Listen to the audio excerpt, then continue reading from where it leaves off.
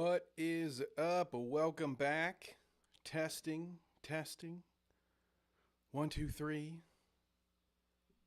Welcome back to anyone who was with me earlier. Thank you for hanging out. We're in OBS now, so fingers crossed everything works. But if you see or hear anything wonky, please let me know in the chat, and I will keep an eye over here on you. What up, Headbug? Welcome.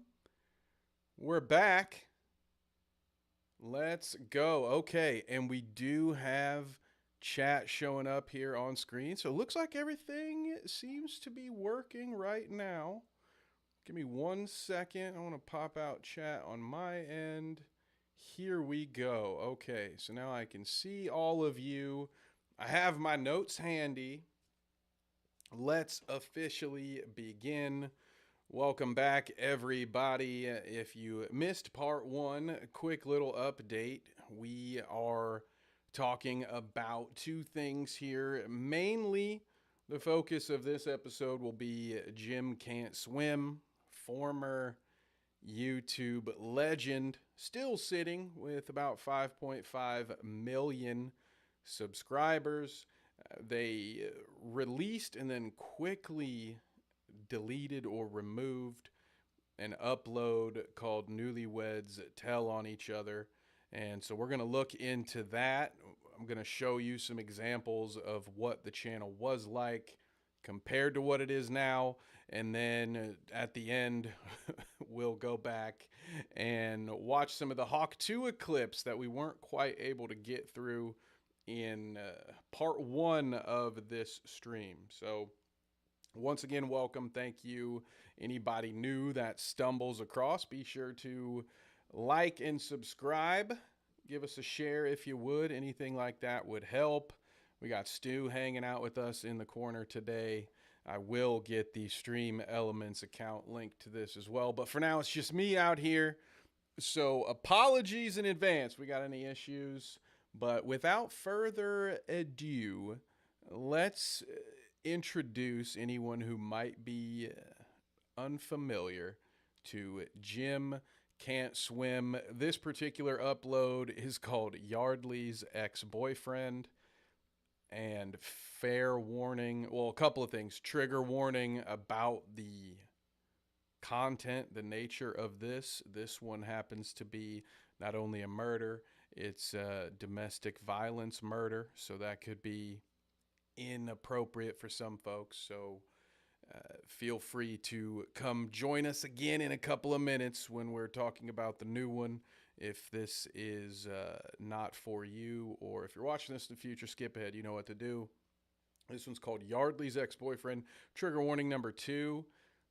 This dude has the single most annoying voice in the history of mankind, and I don't feel bad about saying that. When you hear some of the details of the case, you probably won't feel bad saying it either. But just the way he says talk, it's actually pretty fitting for Hawk 2, which may or may not have been the reason I chose this of all the great JCS content out there. Let's go ahead and get this started. And I cannot hear it. Can you guys hear it? Let's see. Dang it. I knew I was going to run into some kind of issue here. Shoot. Let's see. I need...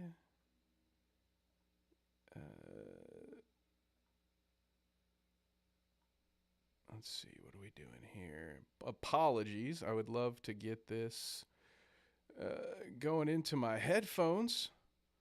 All right, let's try that again. Let me know if you guys can hear it. All right. I think I need to turn it down a little. It's okay. It's very loud on my end, so let me know. I know I introduced myself to you at your house, but my name is Lisa Reeves, okay, and I am a detective here at the Charlottesville Police Department. Okay. So before I want... Where is the intro? We gotta get to...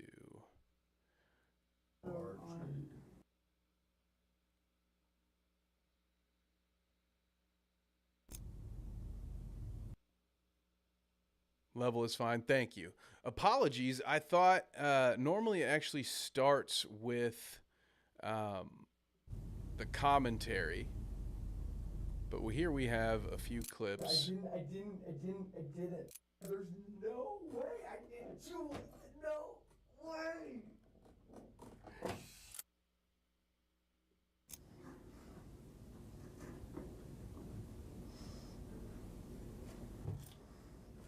Why did you guys say?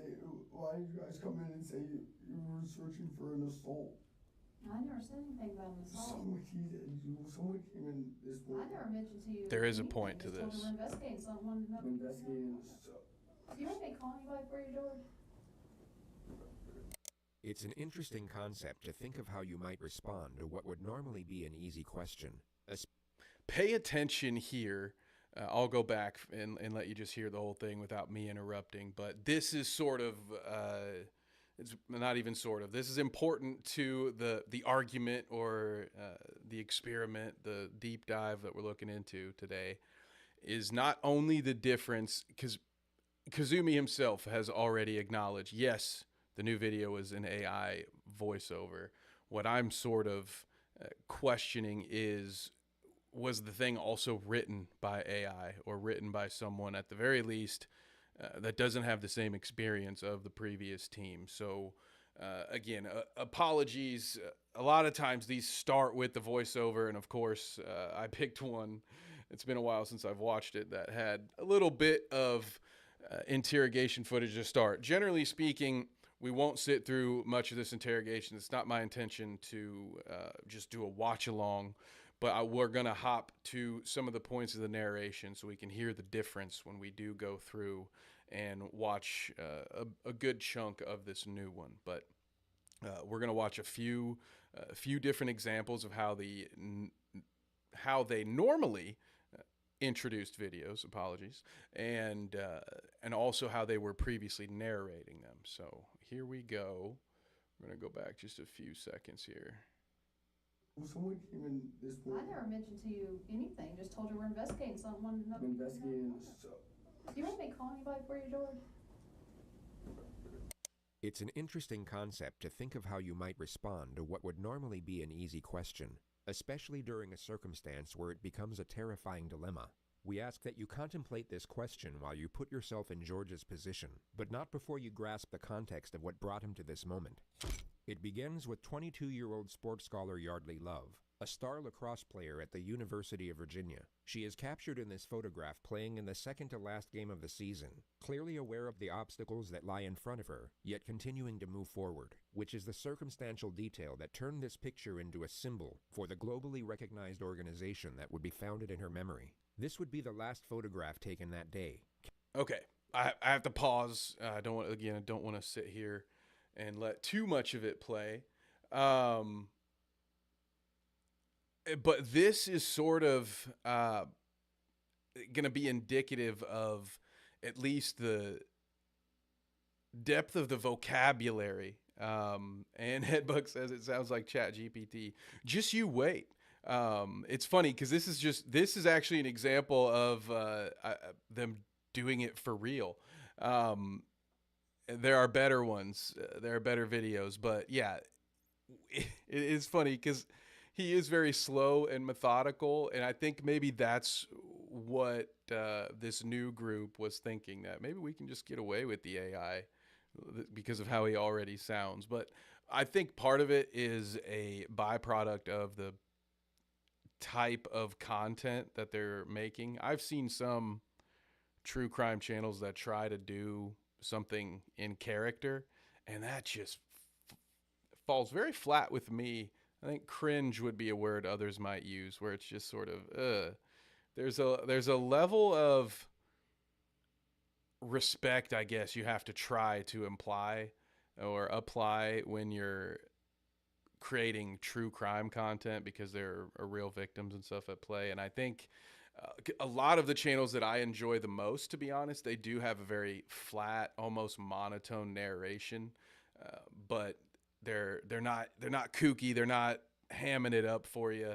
And I wonder if, at least for me personally, it lessens the value if you do something like that. So, but different tastes for each. But what else we got here in chat? What up, Harls?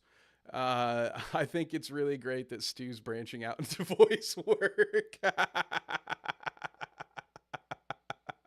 Headbook says, when you're a kid trying to sound smart, using the thesaurus during creative writing class a bit too much, so everything sounds muddled. That's what it is. It doesn't flow right. Yeah, here we go. So let's get back into it a little bit here. And then we're going to compare and contrast this new one. Capturing Yardley's last embrace with her head coach Julie Myers. Both were unaware this exact moment would soon be on the national front pages. On May 3, 2010, at roughly 2:15 a.m., Yardley's roommate returned from a night out to their off-campus apartment. Upon entering, she saw that Yardley's bedroom had been broken into, at which point she rushed inside to find her unresponsive on the mattress. She had blood coming out of her nose. I can't and unhear severe it as a bruising bot across now the either. right side of her face. But the most alarming thing was that she wasn't waking up. Her friend called 911, who instantly guided her through the steps of CPR, which was then taken over by paramedics who arrived on the scene. This is honestly this is expanding what the intent of this original stream was supposed to be. I came in here fully expecting hey, and I have watched a few of the old videos throughout the week in order to compare and just kind of remind myself of what the good stuff was. But part of me wonders if this hasn't been happening for a while, and this last version was just so egregious that we all finally caught on, because now I can't unhear it.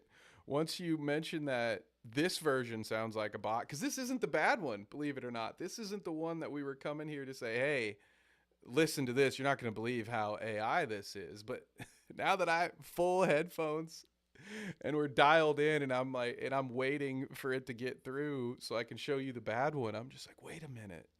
This also kind of sounds a little chat body, doesn't it? Headbug says, with Stu sitting in the corner too, his little grin's like, yeah, I did this.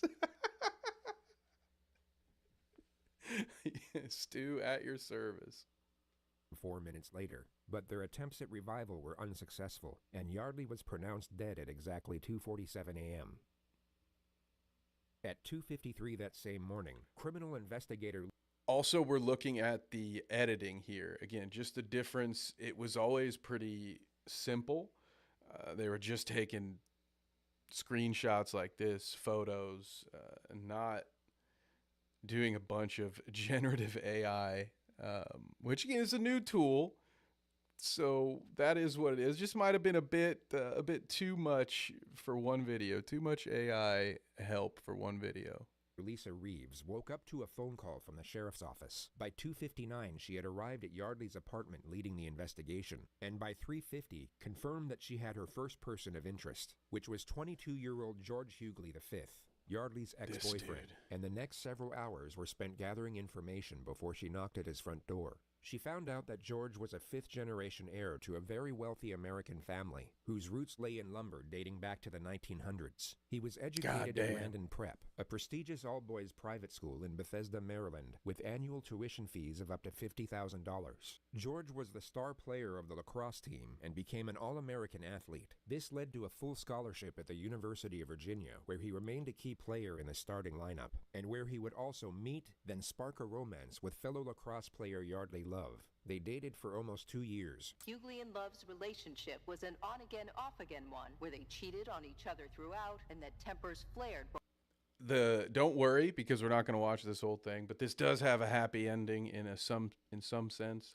Although this kid has basically the backstory of Bruce Wayne, he was so entitled and so dumb that he talks himself right into the jail cell. So do not worry as you're seeing this intro. If this is a new story for you, don't sit here and think, oh God, no, the rich billionaire's kid is going to get away with it. No, not even George Hughley V, or whatever the hell his name is, the lumber prince of Virginia.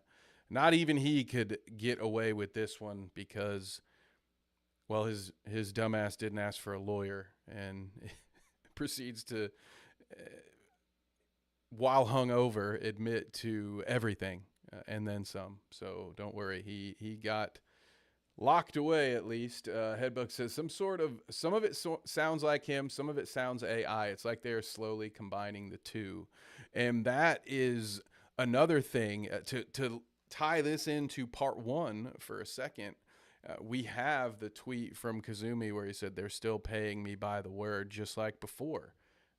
Maybe that was a little more literal. Maybe I misinterpreted that in the part one stream where I said, well, yeah, he's getting a discount because it's not actually his voice. Maybe it's been a half and half for some time. Fifth generation rich boy. I'm fifth generation asshole. Look who's not in prison. Okay, we're going to skip this here. Detective Lisa Reeves, who was dressed in civilian clothing. She introduced This herself is as a wild. police officer, but mentioned nothing of the crime. She simply stated that she was conducting an investigation that could benefit from his presence at the sheriff's office. George's response was to lethargically put on his flip-flops, then walk over to the passenger side door of her unmarked police car and let himself in. He just walked in. He was like, yeah, that's me. There's also a point in the interrogation. They ask him at just simple stuff, and they're like, what were you doing last night? And he said, I went over to talk to Yardley. And actually, I might have you listen to that so you can just hear how annoying this guy's voice is before we switch. And he says, yeah, she's my ex-girlfriend, the reason why we're here. Meanwhile, the cops, again, had never fucking said a word as to why they were there yet. He's like, Yardley, she's the reason why we're here, which is understandable. Like, dude, this fucking moron. Just the cops show up dressed in street clothes, just driving a black Impala, not even in a real cop car or a clearly not a patrol car. And he's just like, yeah, fuck it. Puts his slides on and hops into the passenger seat. Like, I know where I'm going. So that was the odd part. And okay, I am going to do a little bit of the intro just for fun, just because, hey, we're here. We're deep diving it. And before we completely move on from this video, let you hear this genius. My name is Lisa Reeves. Today's date is May the 3rd, 2010. The current time is, I can't tell them that much. 7:52. My Okay. drama papers too. This fucking What's guy. that? My drama's papers still right now. All right. Your first name is George. Yes. Right away, you'll come to notice that George is oblivious to the gravity of his situation, and it would be very safe to assume that he at this moment is unaware that Yardley has died. He seems to believe that he's in as much trouble as he would be sitting in a principal's office, perhaps for getting in a fight at class or on the lacrosse field, and the sooner he provides a sanitized version of the truth, the sooner he'll get to go home. This, of course, ties in perfectly with the interrogator's opening strategy, which we've labeled warmth for the sake of this video. She will downplay the severity of his situation to a considerable degree, while maintaining a friendly temperament with a sympathetic undertone. She needs the suspect to feel safe and secure for the time being, as the less cautious he is, the more information he's likely to give away. I'm going to pause it there for a second. It's funny. It's like, I'm over here holding my breath, trying not to breathe into the microphone when he goes on these long bits here. But mainly the reason we're doing this, and for anyone concerned, for what it's worth, one of the few Jim Can't Swim tweets that are out there is them giving their approval for streamers to do watch along. So even though we're probably watching more of the video without my commentary than I'm even normally comfortable with, they're okay with it. And the intent here is to just get familiar with the format for those that aren't used to it. So again, it's not you do get some of the timeline, but what they focus on is the tactics of the interviewer and a little bit of the psychology of the suspect. They have a video dedicated to the legend of Jeff, this guy who was famous in true crime interrogation circles for playing the police and not talking to them, but constantly getting them to bring him out of his cell and give him a Coke, and then he'd drink the Coke and not say anything. So their stuff was more about the interrogation and the psychology of that. Not necessarily the body language experts like some of those folks you see out there, but a little bit of that plays in. And I think even early on, you know, in the Chris Watts interrogation series that they did, they would put in there that they had former professionals working on that analysis. So it originally started as something with a lot of depth, a small team, but a team really putting their effort into it. And again, we'll cut to a couple of them here where you'll get to see what they did when they had a little more. But again, this is what they would do. They would cut into, you get your little mouse click and then get your narration over the footage. We're going to play a little bit more before we move on to another one. Then as soon as he locks himself into one particular storyline, the pressure can commence, which often leads to a suspect being laden with panic and contradictions. Before we ask you any questions, you must understand your rights. You have the right to remain silent. Anything you say can be used against you in court. You have the right to talk to lawyers OBS has been a before questioning dream, and by when the present way. during questioning. I hope it's all Cannot good afford on a your lawyer, end. one will be provided for you. And Looks if good you're over willing to here. talk to us now, you have the right to stop talking anytime. George has two options here.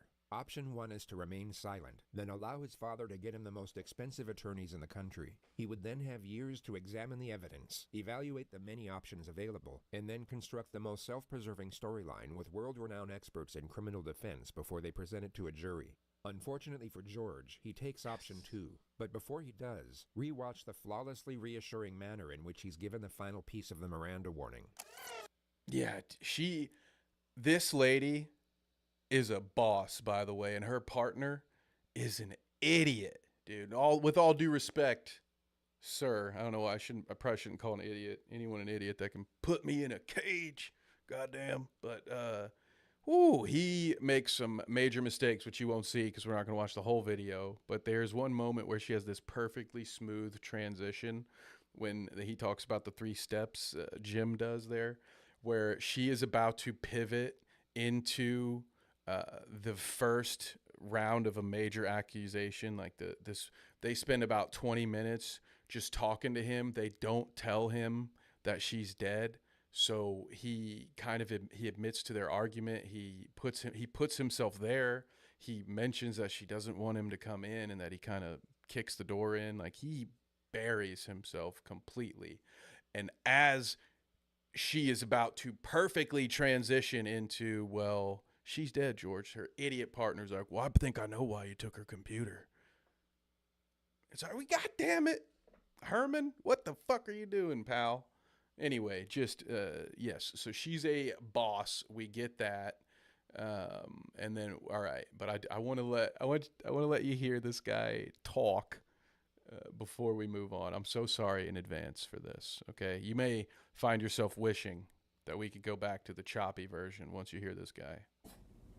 Played golf with our parents. It was a father-son. Good event. I went to dinner with my dad and my 2 buddies, and then went home, went to the bar for like a little while. Then I went over to talk to Yardley, and Who's Yardley? Yardley is my former girlfriend, Okay. which this whole thing's about, which I understand. Oh.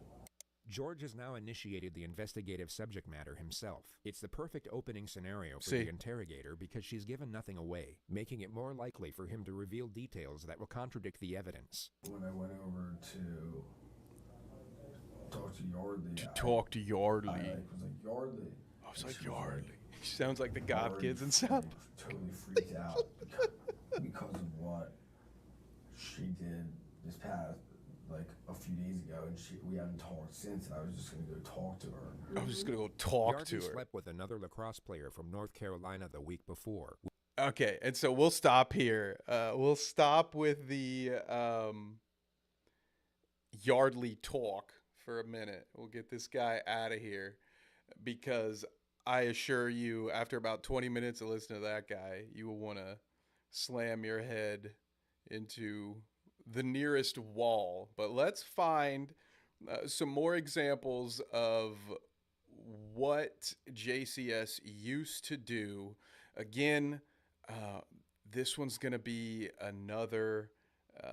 They're all pretty triggering, right? This is true crime, so just fair warning in case I forget to say it. This stuff, of course, there's nothing graphic visually, but the subject matter is not advertiser friendly. That is certain. But we're going to go to the most viewed JCS video currently. This has 65 million views. Give me a second here while it loads up. I'm going to have to also confirm the over 18. I have to confirm that I am willing to watch this.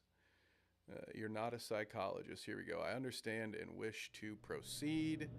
Here we go. Going on to what pretending to be crazy looks like from Jim Can't Swim.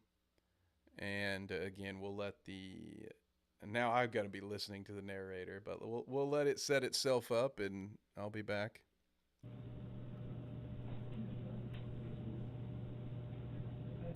This is 26-year-old Dawson McGee, sitting in a police interrogation room in the early hours of a Tuesday morning. The Monday night before, he stabbed his own mother to death for asking him to move out of the house and get a job. Dawson is unaware that he is being recorded on a hidden camera. In 3 seconds from now, he will hear the sound of the door being opened by a detective. And at that exact moment, you will see a remarkably noticeable switch in his demeanor. See, like, that sounds like a dude, right? Like, that sounded like a guy reading a script. Just to me. What an actor this guy is, by the way. Talk to you about. He's panting like a dog. Unbelievable. Well, you tell me. People call me and say something happened at home. It's wild. There are dudes like this, and that Joel guy, sicko. And they live off their parents' teat for how long? And no disrespect to anyone who's had to bounce back and live at home for a year or two. Like there was a time, believe it or not, where there was absolutely no shame in that socially. That was the smart thing to do. And whatever, you know, if you have to live at home and you're working through some stuff, or God forbid, whatever, no shame to you.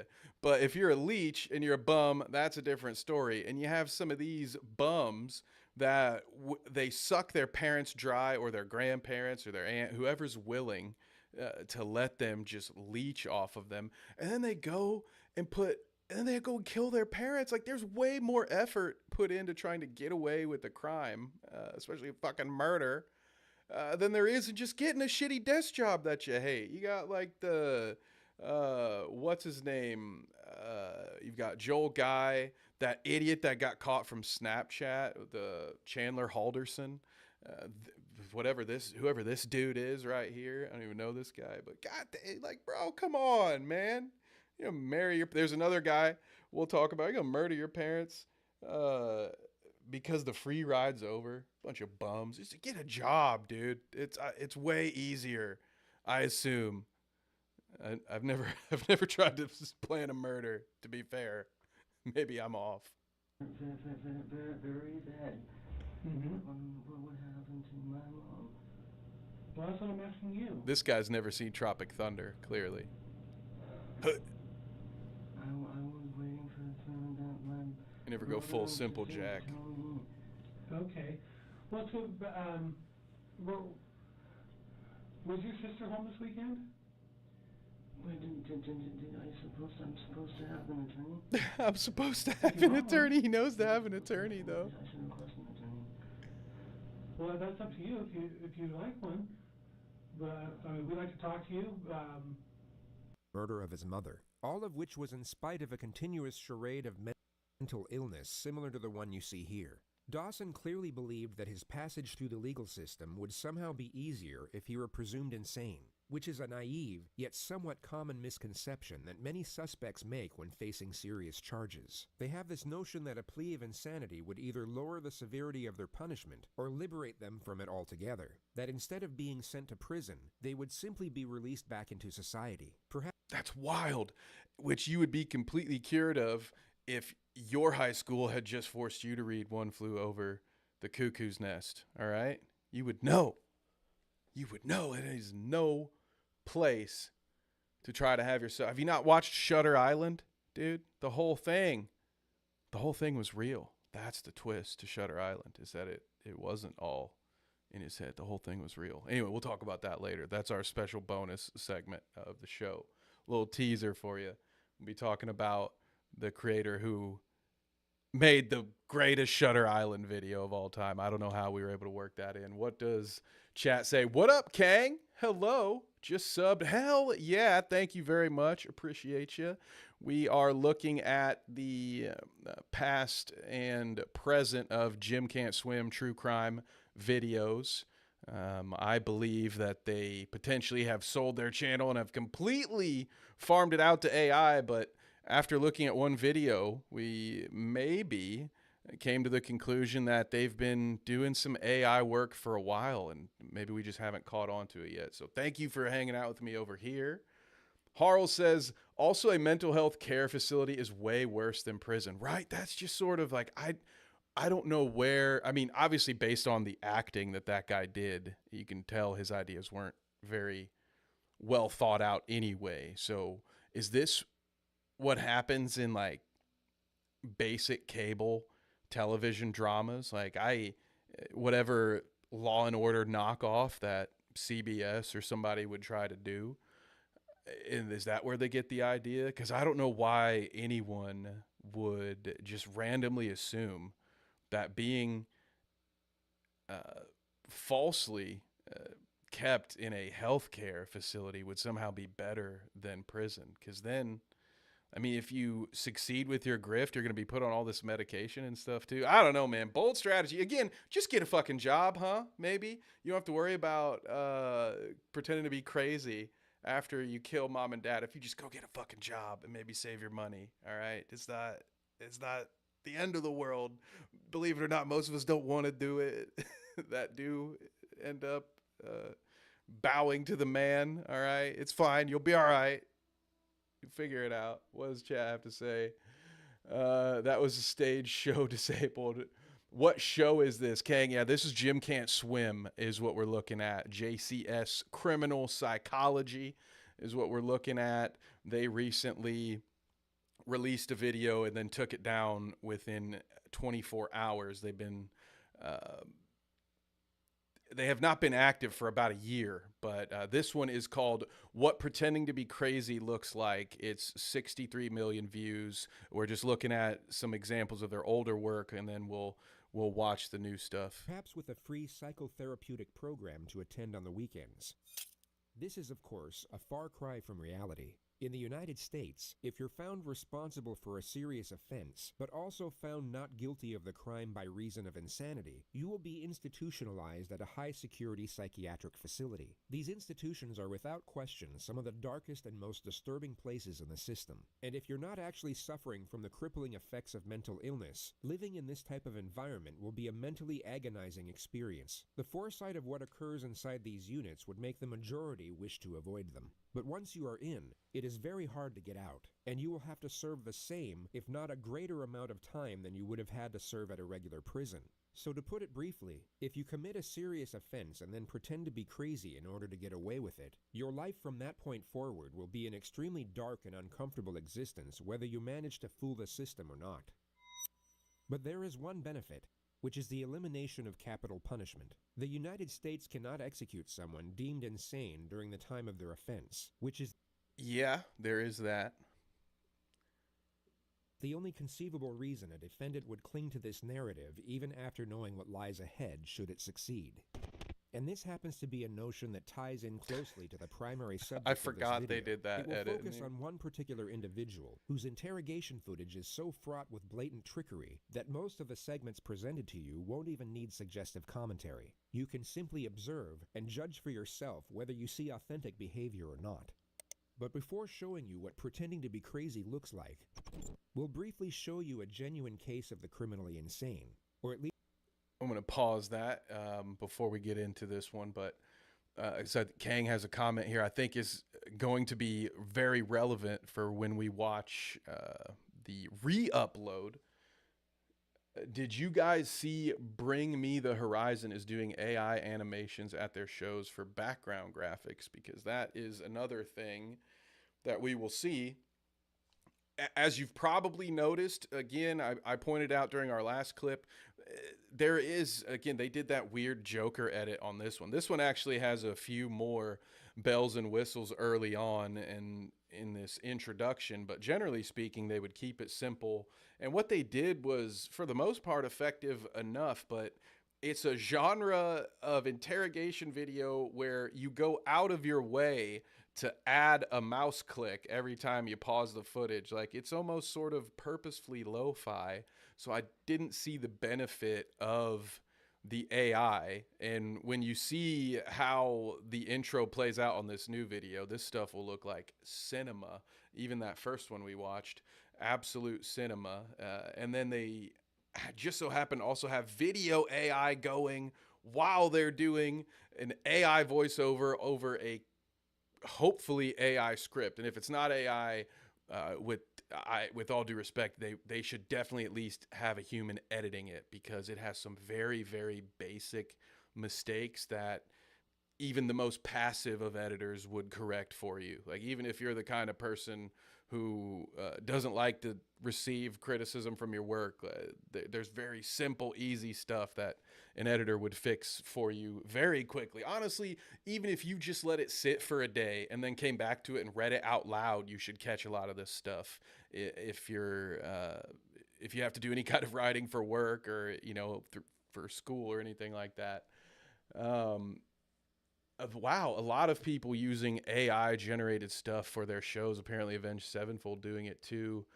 As Kang says, like, these super rich bands can hire someone to do motion graphics, right? That is the part that is a real bummer, because I have always been a little middle of the road when it comes to AI. You all know, any of you who've watched us on Dweeb, you know how much James hates AI. I think of it as a potential useful tool for smaller creators that don't have an art department and can't afford to pay someone to make a graphic or to make a new podcast logo or a background for a YouTube thumbnail, stuff like that. I think it can help level the playing field and can help talented people up their production value to a level that can kind of meet with everybody else. But then when you see people who can afford it go this route, and instead of paying people what they deserve, this is the stuff that people are afraid of when they don't want to see AI. And it's a real fucking bummer. And it makes you, at least if makes me, I guess I won't project any of this on anyone else, it makes me very upset and highly unlikely to pay these increasing concert tickets. Like, yeah, I know some of that is bullshit because of third-party sites with the Ticketmaster and all of the shit, all these added fees. No, it's not all the artists ripping you off, but it's sort of, these concert tickets aren't getting any cheaper, and you're putting now less effort and money into the production value. So you just hate to see artists of any kind behave like CEOs. And that's what that reeks of to me. That is a bottom line driven decision, which is not what got you there, most likely, if you're a successful artist. But hey, who am I? Easy for me to say, pal. I don't have any money to make out in this game, so easy for me to cast stones. Headbook says, it's got to be a novelty thing too, right? Oh, AI, we are in the future. Look how cool. Kang says it went Facebook boomer-esque real fast. Oh my God. Yeah, when you see like the Grok Twitter stuff, and you see Facebook now has its own AI, and it went mainstream real quick. A bunch of people who otherwise probably were afraid of it love it for making memes, I guess. I don't know. But we'll turn back to the video here, get a little more of a sample of some good JCS, which is, oh, you know what? Just a weird comment before I start. I did not add these subtitles, and this is from the official Jim Can't Swim website. Let me get over here, exit this full screen so you can see it. There it is, JCS Criminal Psychology. Why they chose when it was time to re-upload this video to upload it with this. Is that Russian? What are those subtitles? I'm not exactly sure, but that was not my decision. Let's continue.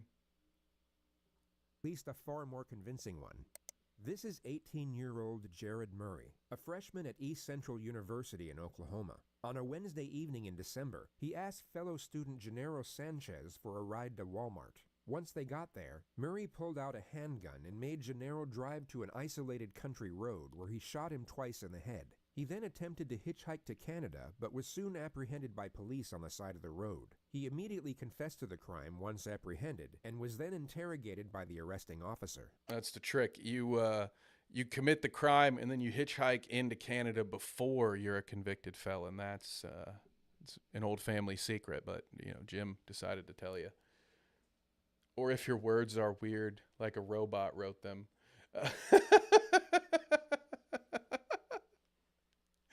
Yeah, and this it is very interesting. I think I've had the entire illusion broken for me. I went down to his dorm room and asked if I could be given a ride to Walmart in exchange for $20 gas money. So he took you to Walmart? Yes, sir. And did you both go in? No, we did not go in, sir. Okay, and why not? We pulled into the parking lot, then I pulled the weapon on him and demanded that he take me to Asher, Oklahoma, sir. Okay, and why did all of a sudden did you decide? And we don't need to sit through go to all Asher? of this. Security mental facility where he is to remain indefinitely. But here's the clip, just a little bit more. Again, he just methodically tells that story. I will spare all of you the details because that's not necessarily, well, I'm not here to tell you all these awful bad stories and dump all those on you. But if you want to know more, you know where to find this video. But here's just another example of why this guy is a better case for the criminally insane. Anything to say for yourself today? No, ma'am. Any reason why you might have done this to this young man? No, ma'am. No reason. No, ma'am. You have nothing to say for yourself. No, ma'am. You want to tell the community anything? No, ma'am. Did you confess to police? Yes, ma'am. Are you proud of what you've done? No, ma'am. Do you have remorse for what you've done? No, ma'am. He appears completely void of human emotion. No regret, remorse, shame, nor fear. He had both taken a life and destroyed his own, yet seems indifferent to the circumstances. With respect to his interrogation footage, the most conspicuous element was the complete lack of self-preservation. He didn't once attempt to deflect blame, nor afford himself any type of justification for his actions. He simply spoke in a factual, non-biased manner, impartial to how his words may have been taken or even twisted to be used against him. There was no calculated structure to his behavior whatsoever. So with this notion in mind, let's move on to the primary subject of this video. Okay, so before we do that, I love that Harl says, Sunday afternoon true crime was going to happen either way. Might as well be here. You know, I wanted to do this throughout the week, and I thought, you know, I'm going to end up just watching football all day to see if my fantasy football teams make the playoffs. Why not have this stream? A watched pot never boils. I'm very superstitious. My team tends to do better when I don't watch. So although this is going to go way longer than I intended, as I see we're already up to 45 minutes, I'll probably still be here for a while. Yeah, so True Crime Sunday was going to happen. And Harl's, to answer your question, he said, wait, hold on, was this with or without AI? To my understanding, this is from the pre-AI era still.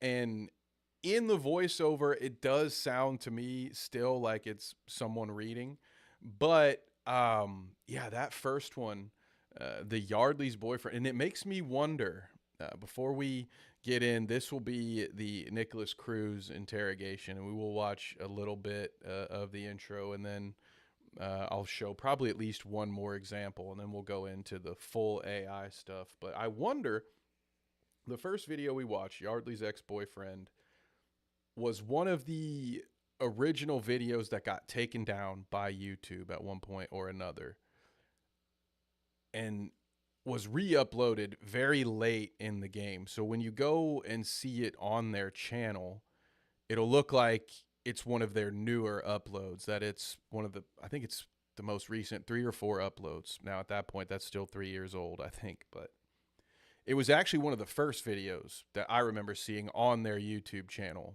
which again has had a ton of back and forth of videos being taken down. If you subscribe to their Patreon, I think it's $1. You get the full depth. Not even everything. I don't think everything is on there. I think sometimes they deal with problems outside of just YouTube, and some videos just disappear. But Yardley's ex-boyfriend was one that was on YouTube for a while and then was off of it for years. So there's a good chance that some of that, any part of it that was redone, might have been redone using this Kazumi AI.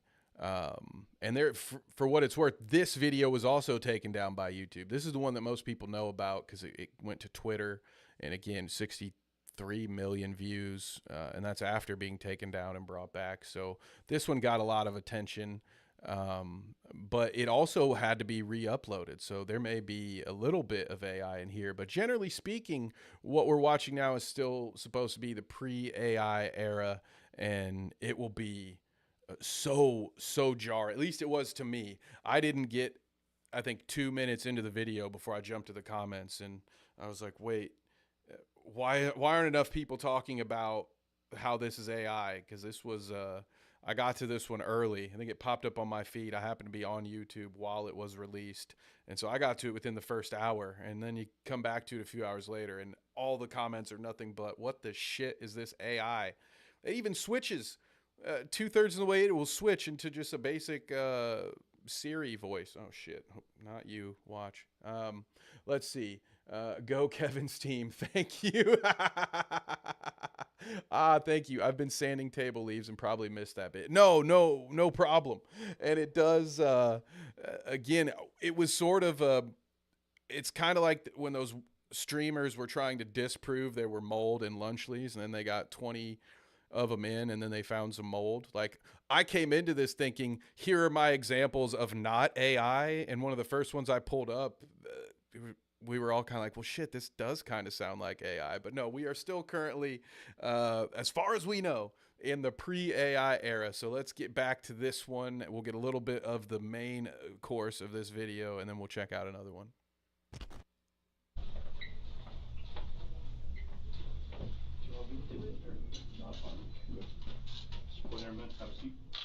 Oh, and Reddit has been taken to it. Yeah.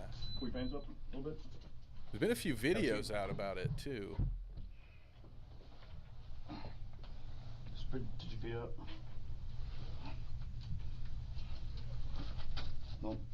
Do not think about getting up, right, buddy? This is 19-year-old Nicholas Cruz, who 3 hours and 55 minutes prior to this moment murdered 17 people at his former high school in Parkland, Florida. Among the dead were 3 teachers and 14 students, the majority of whom were 14 years old. A further 17 students were seriously wounded during the massacre. The gunman dropped his rifle 7 minutes into the rampage and then blended in with the crowd as he ran out of the building. He was at large for 1 hour and 20 minutes, during which time he stopped off at a Subway and then a McDonald's, where he sat down and casually spoke to one of the victim's brothers. The student was unaware that his older sister had just been shot through the chest by the man sitting across the table. The description of the shooter was transmitted by police over the radio, which led to an officer identifying and arresting him on a street just 2 miles away from the school. He was taken to the nearest hospital and examined by a doctor for roughly 1 hour and 45 minutes. He was medically cleared and then transferred to the local sheriff's office, where he was subjected to interrogation. So, gonna see something in chat here before we move back into that. Headbug has a question. Would the use of AI circumvent the problem JCS was having with their content being taken down? I don't think so. But my thought process on how it might end up in a taken down video is, like, for instance, with the Yardley one, that work had been done years before. So if they have to cut out some footage that also had Kazumi's narration over it, if you then just remove the footage or remove even if it was the audio. At times, some of these older videos I think did use copyrighted music as well. You may get to a point where it just makes the video too choppy to where it doesn't make sense. And so my thought is that if they found themselves needing to remove certain segments from a video rather than paying Kazumi full price to reread the new script, they might just plug the new script into this AI and have him do that. And then therefore they still get the video out. It passes whatever YouTube pre-screening, and then they're able to get some of it back. But again, so much of this for me is based on the theory that the original creators may have sold this channel, because a lot of this doesn't seem to track with, like, they had lots of problems. It was always an issue getting stuff taken down with YouTube, but it never for 1 second felt like this was a cash grab from any of their projects until this most recent one. So that's where I think that how they potentially could have been using AI over the last couple of videos, but part of me thinks it's just new people at the helm. Do not think about getting up, all right, buddy?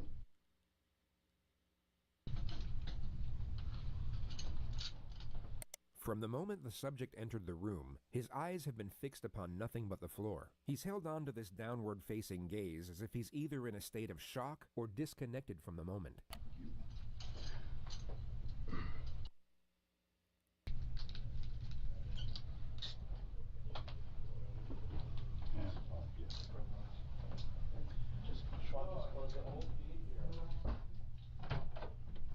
At the exact moment the door shuts, he lifts up his head to observe his surroundings. His behavior completely shifts once he believes no one is watching. If we look at his demeanor a moment earlier, we can see the contrast. He went from being detached to alert. His behavior changed as the environment changed, which is a recurring theme throughout this interrogation. It shows us that his mind isn't wandering off during these moments of apparent disconnection. He is in fact fully present and very aware of what's going on around him. As he looks up, his eyes immediately lock onto the camera. He now knows he is still being watched, and his following gestures will resemble that of someone with suicidal tendencies.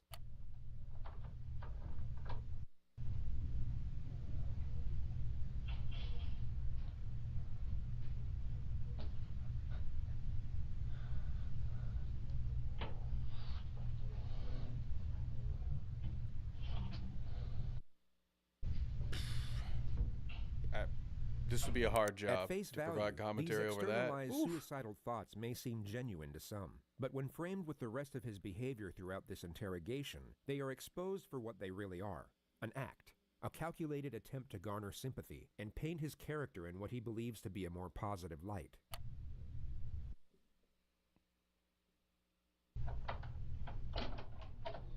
All right, how you doing, Nick? You all right? Gotta be able to speak so I can hear you. Okay, and I will show a little bit more of this. Again, if you want to see the full thing, it's about an hour long, so there's a lot of analysis. And for whatever it's worth, take this current level to your liking. Just take it for what it is. But I think I just want to point out that the big contrast is coming. And maybe I think what it might be, I may just go to the new one next, and then we can kind of hop back and forth, because it'll maybe start to be a little bit easier. But a lot of this stuff, even if it does kind of read like a Wikipedia page at times, there's no glaring issues with it, at least not too many. And when we get to this next one, it's, this shit is going to read like Shakespeare compared to the future one. So just a couple more minutes of this, and then I am actually going to pivot us to the current version so we can just start to compare and contrast a little bit. All right, I just need to ask you really your name and date of birth just to confirm I got it right, and then I'm going to see you want a glass of water or something. What's your first name? This is a situation where the proof against the suspect is already conclusive. He is without question responsible for the crimes under investigation, making the pursuit of a confession non-essential. The police know he did it, but they need to know why he did it, which would already require a complex strategy in order to obtain the correct information. But the suspect's first recorded statements upon his arrest have now made the procedure considerably more difficult. What's going on today, bro? The demons, man. Demons? Voices. Yeah, no problem. Voices. Voices and demons? Where's the voices? What happened? Shut up. Just be quiet, man. Shut up. Demons, man. Voices. These two words have now forged the primary stratagem of his own interrogation, which is to cut through deception under the guise of supportive examination. The questions will be designed to lock him into a specific narrative about his alleged psychosis, while simultaneously giving him the impression that his responses are for his own benefit. Anything he says now can be used to refute any amendments he might come up with at a later stage. We all know that after this interrogation, he will have significantly more time to think, study, and even seek guidance from professionals about how the legal system interconnects with mental illness. Yet the majority of this forthcoming knowledge could be useless to him depending on what he says during these moments. The more details he gives away, the less options he will have for his defense later on. But pursuing this objective is complicated, as there are two very common scenarios for when this type of suspect gets interrogated. And just to be entirely clear, by this type of suspect, we mean someone who is 1. Pretending to be insane, and 2. Not fooling anyone. Their most common response is to simply shut down. They regress into total silence or some type of catatonic state, and the interrogation never gets off the ground. The other common response is the exact opposite. They erupt into hysteria or supposed delirium, and everything from that point forward becomes incoherent. The lead detective, John Curcio, must not allow either of these scenarios to transpire, and this makes the first 2 minutes absolutely crucial. He needs to create a positive first impression and resemble the furthest thing from a threat, while at the same time maintain a presence of authority. His temperament will be easygoing and non-confrontational, but also encouraging when extracting a response. His role at this moment is the ally. He needs to be liked, respected, but must not be feared. Not yet anyway. Going on. Oh man, you got to be a sniper just to try to pause that at a good time. It's just holy run-ons, Batman. I did not expect to be critiquing the format like this. And now that we're sitting here watching it analytically, part of me is like, okay, when it's not just background music while I'm cleaning the house or meal prep Sundays, maybe I do have some notes. But again, generally speaking, there is a breakdown. There is analysis there. Kangalope says, reading straight up Wikipedia is why I stopped listening to My Favorite Murder back in late 2019. There does become an issue, I think, when when you spread yourself too thin in any kind of content creation, where if you get to a point where all you're providing is that surface level, you got to ask yourself what you're doing it for and why it would be worth continuing for both you and your audience. Again, that biggest problem I like to talk about on the other show. This is what happens when you don't have anything to say. You end up just reading Wikipedia online. Now, in order for me to be able to say what I really need to say, I think we should switch gears, and we're going to watch this re-upload, because some of the points that I need to make will require me to go back to some original JCS content so I can say, look at what they did in this situation, okay? And I think the best way for me to do that is to just uncork this bad boy and show you what exactly the new version looks like, and that may make some of this stuff a little easier to break down. So here we go. We are pivoting to the re-upload. Funnily enough, before this video came into existence, I was prepared on Amelia's phone over the next 3 days. Pardon me while this pauses. Come on, pause for me. I originally had queued up an XQC stream, and for the first time in my life, you win, universe. I found myself thankful for an XQC stream because he interacted with the original so little. It was basically just a re-upload, and I was going to just move myself to cover his face, and we could have used that as our source material, because the guy adds literally fucking nothing to anything that he's watching. It is so crucial. Thank you, Bob Man Reverse, that this was uploaded without that, so we can just watch it as it was originally created, and you'll just have to worry about me ruining it for you, not XQC. So, again, here we go. This is the new version, was up on the page for less than a day, has now been re-uploaded. Behold, the sacred union that unites two souls into a lifelong journey. On the 2nd of December of 2017, Amelia and Joshua got married. They danced through the night to their favorite love songs, which consisted primarily of Ed Sheeran, then continued the celebration in their luxury hotel room that was overlooking the river. They moved to Florida, bought a house, and absolutely loved it. Except the only issue was that it didn't have a nice enough kitchen, so they decided to commit first-degree fraud. Oof. You see, both Amelia and Joshua worked at the bank.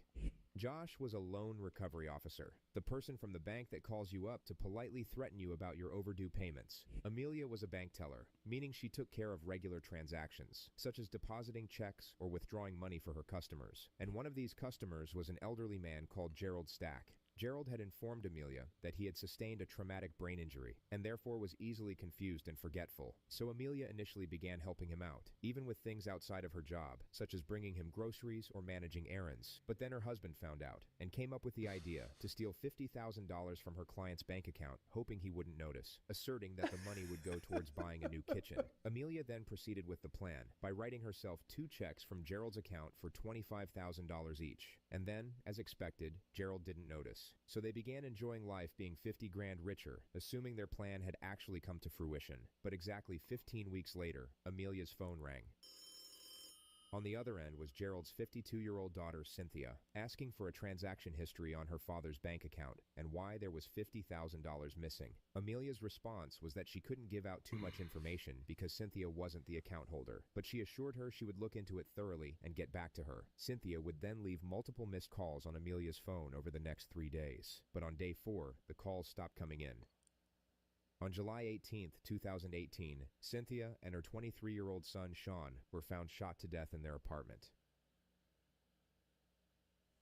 Forensics went through Cynthia's call history and very quickly uncovered the situation with Amelia and the stolen money. They already had enough evidence to charge her with fraud and send her to jail, but they were far more interested in Josh, their prime suspect in the murders. They had an eyewitness account from a neighbor that placed someone matching his description at the scene, and they also discovered that he had recently purchased a gun from a pawn shop. But this wasn't enough to charge him with murder, which is why they needed a confession, and the primary objective was to obtain it from Amelia. Their interrogations began 9 days after the murders on July 26th. Josh was arrested at work, while Amelia was arrested at their home. She was brought in first at 11:30 a.m. Once the detective gets in here.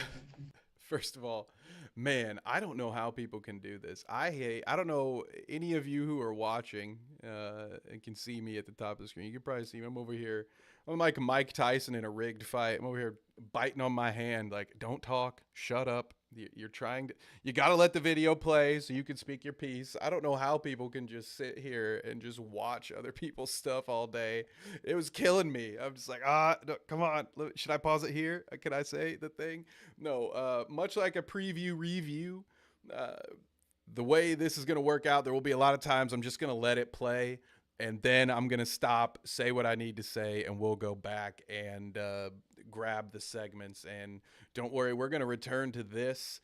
This may be the interrogation we see the most of, at least from beginning to end, because I do want to make sure I catch as many of the narration excerpts that come out, because we're going to need to talk about some of them. But I really want us to see how awful this person is, this perp. But before we do that, while this is fresh, we're going to rewatch that intro so I can talk about my grievances. Harl says, oof, Ed Sheeran just posting their L's without a doubt. Okay, so, we'll just let it play again, and I'm just going to pause where I want to talk about stuff. So apologies for the upcoming choppiness of this segment. December of 2017, Amelia and Joshua got married. They danced through the night to their favorite This love is songs, AI which for consisted sure. I primarily don't know of Ed why Sheeran. Then they would need to continued the do it. celebration in their luxury hotel room that was overlooking the river. They moved to Florida, bought a house, and I don't know why the luxury hotel room. None of that stuff is relevant. Very odd in their scripting that they're doing some of this stuff. absolutely loved it. Except the only issue was that it didn't have a nice enough kitchen. Okay. Not only, let me move this here for a second. We'll just pull this up and then I'm going to bring it back down. Do you see on top of their microwave is a mixer in front of the cupboard, and also there's a Wi-Fi router on top of it for some reason. So hang on. Can you see that? Do you see it? Wi-Fi router. Is that a mixer? Whatever that thing is. Definitely an AI image here. So an odd one at that.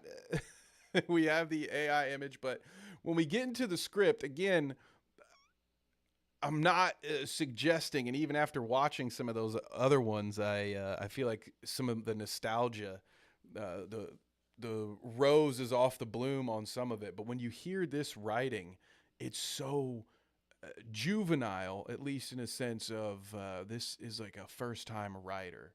That's my kitchen. Good. I want to see the pal again.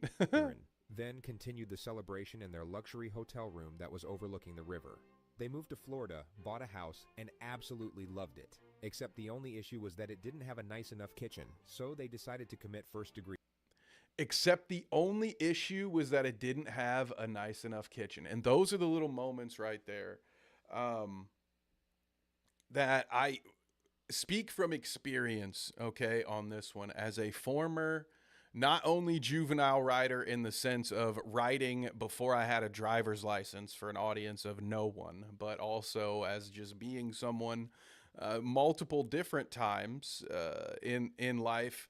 That was redundant, but restarting a writing journey, okay? Also, a former editor right here. I have been paid by multiple companies to edit other people's writing. So I'm not completely firing from the hip here. When you have a sentence like, except the only thing was that the kitchen wasn't great, or however it was phrased, we'll replay it.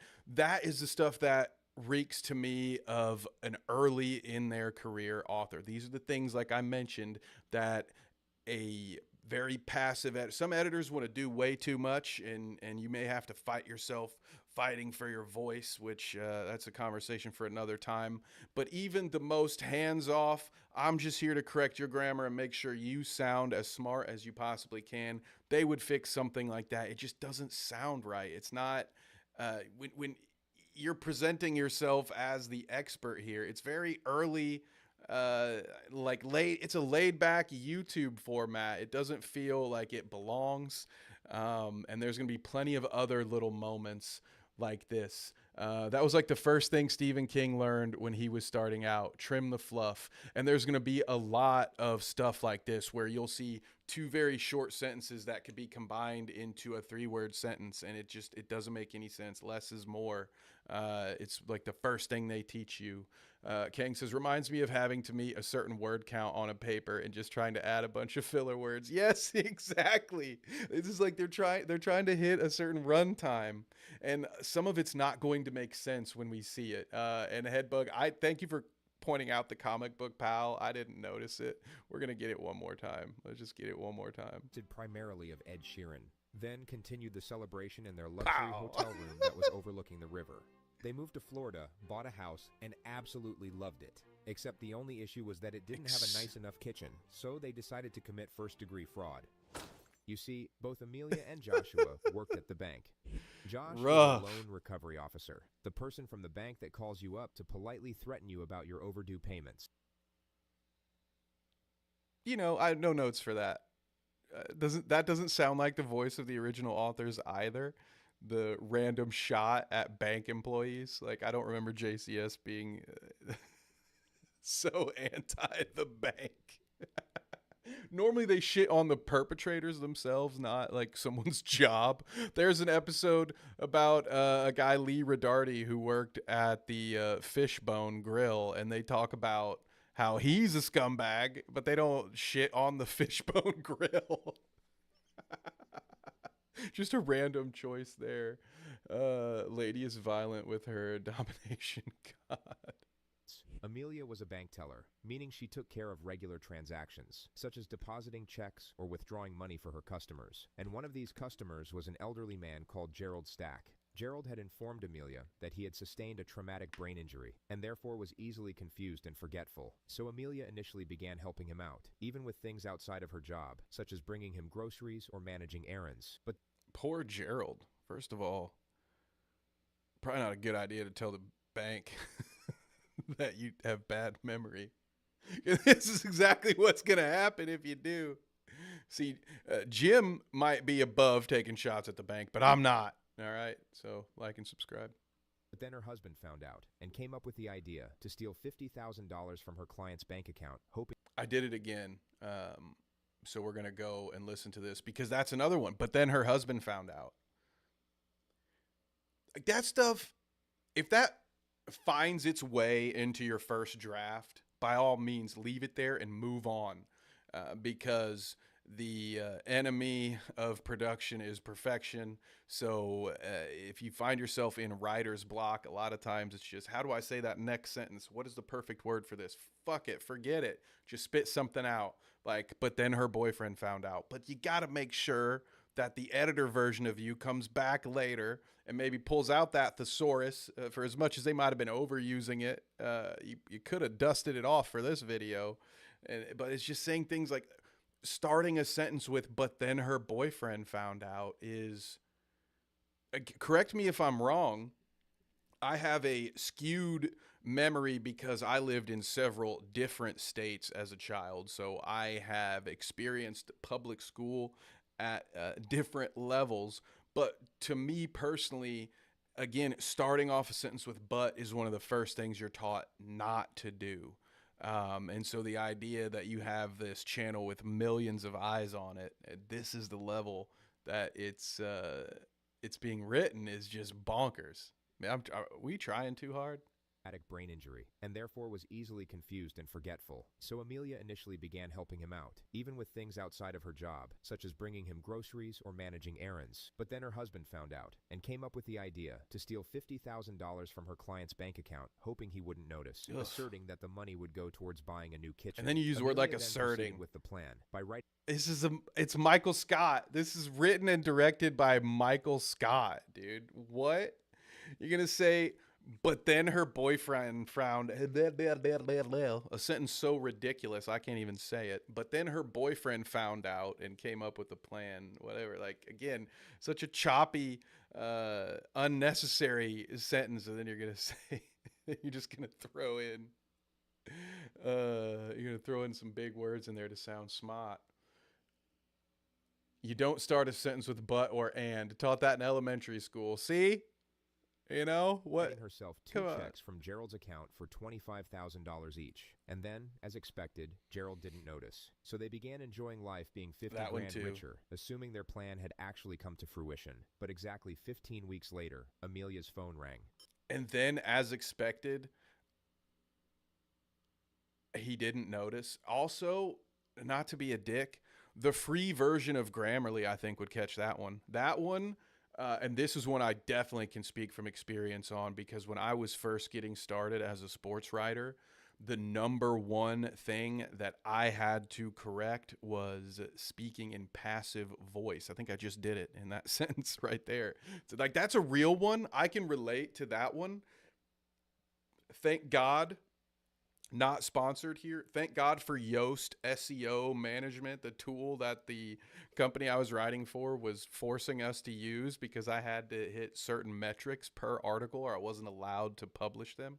And only, I think, 10% of your article sentences could be written in passive voice. And that really helped me to improve upon that myself.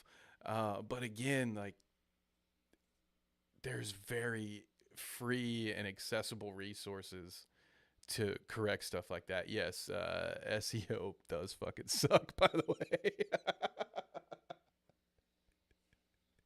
It's good to know it. It's like, it's useful, I guess, to know it, but definitely sucks to be a thing that you have to even care about when you're just trying to put your ideas out there. On the other end was Gerald's 52-year-old daughter, Cynthia, asking for a transaction history on her father's bank account and why there was $50,000 missing. Amelia's response was that she couldn't give out too much information because Cynthia wasn't the account holder, but she assured her she would look into it thoroughly and get back to her. Cynthia would then leave multiple missed calls on Amelia's phone over the next 3 days. But on day 4, the calls stopped coming in. See, and for as much as the last guy sounded like a robot, right? Doesn't it sound even worse now? I think, again, part of it could be as simple as, well, they actually had somebody writing and editing it before. I do believe that there are plenty of old videos that had no AI voiceover.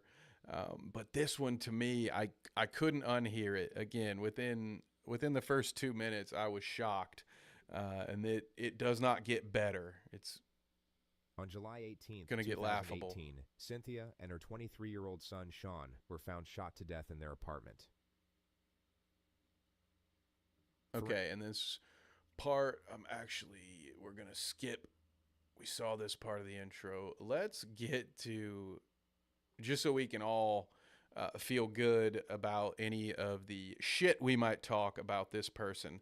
Let's see how she behaves when taken into this interrogation. Again, let's remember, I know I've been interrupting the narration a lot, so this lady stole 50 grand from an old dude with a head injury, and then her and her husband have allegedly murdered his daughter and grandson in an attempt to cover up the theft of $50,000, and this is how she behaves in the interrogation. July 26th. Josh was arrested at work, while Amelia was arrested at their home. She was brought in first at 11:30 a.m.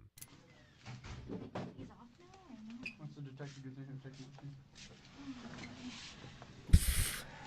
Shouldn't be that long.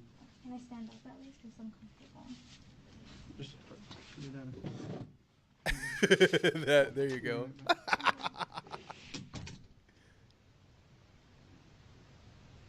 Why am I here?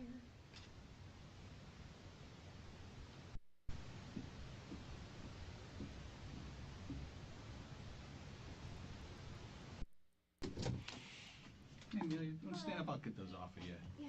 All right, my partner's coming right back. We'll be right with you, okay? These are some of my favorite. This, not only is it unfortunate that JCS has gone down this path, but this, honestly, this isn't even that great of content. Now, like, I love these types of suspects because you just don't feel bad about anything that happens to them, because they're also entitled little shits on top of the heinous crimes that they've committed. So if they do fall for anyone's tricks, you don't really feel bad. But as far as interesting interrogation footage, this isn't even great subject material that they've picked here. The whole thing is very odd. Hey, they got those off you, right? Yeah. Okay. Here, I brought you some water. All right, Amelia. Obviously, you want to know what's going on, and we want to talk to you about some stuff. Should I get an attorney? Let me start at the beginning. I'm gonna record everything so we don't miss anything. All right? All right. I'd like to request an attorney. Am I like getting arrested or something for something? Am I like getting arrested or something?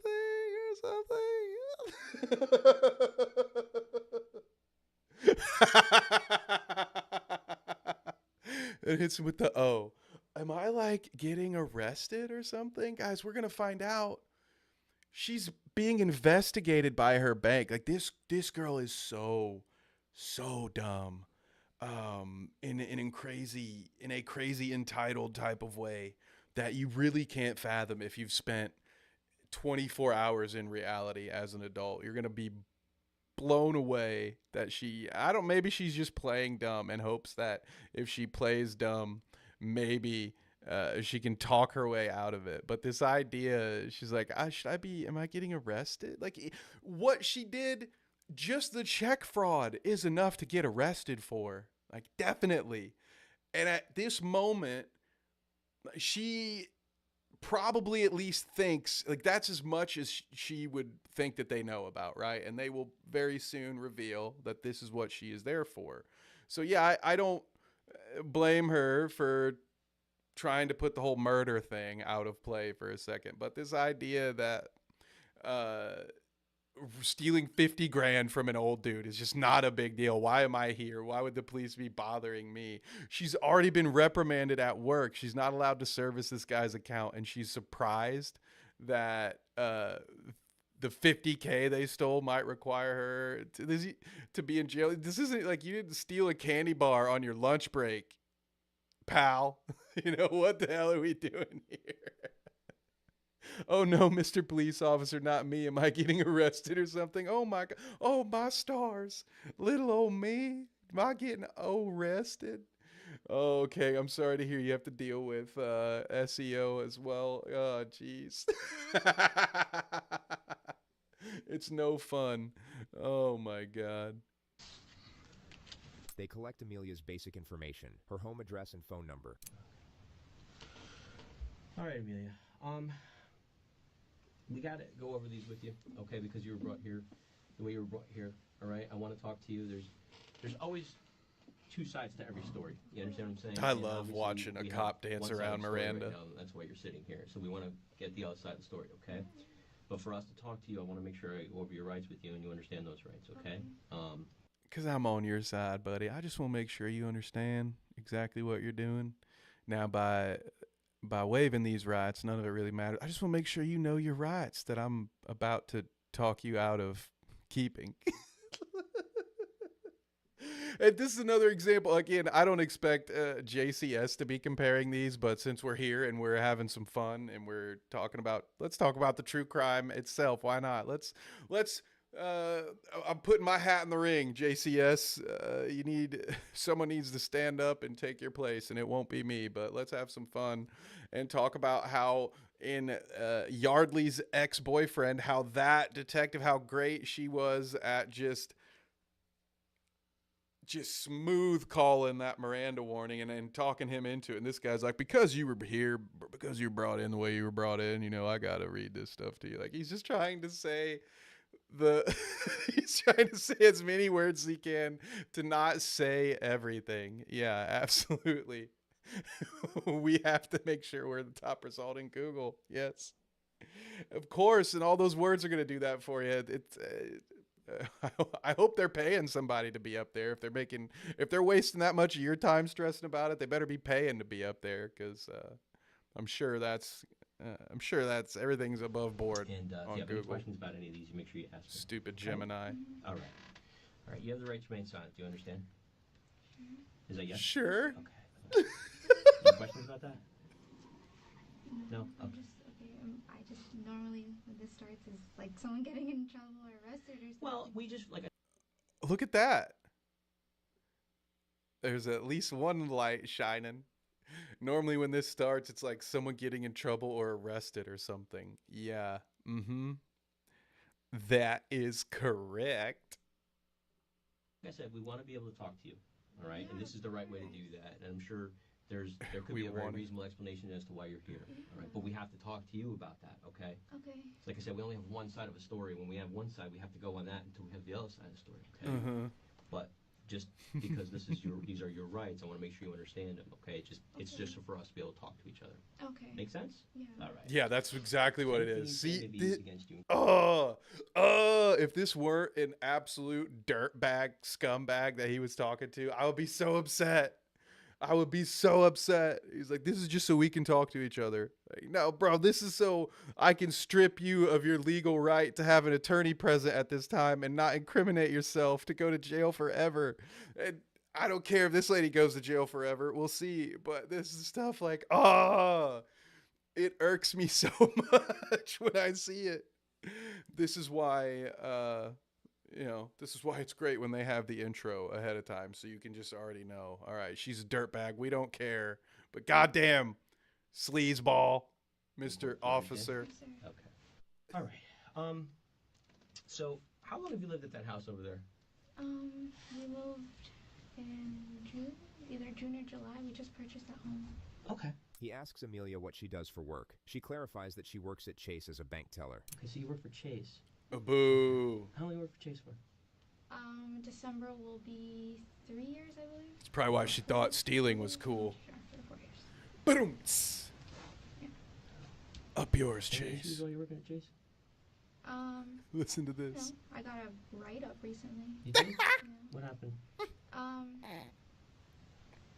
When was this, in May? Mm-hmm. I issued 2 checks for a customer, and I got a write-up for that because they weren't in the branch. That's her version of the story. I like, yeah, Harles, unfortunately, she doesn't mention to the officer how much they hated the kitchen. We just moved there. Why would you buy? Okay, I, again, can relate to this one.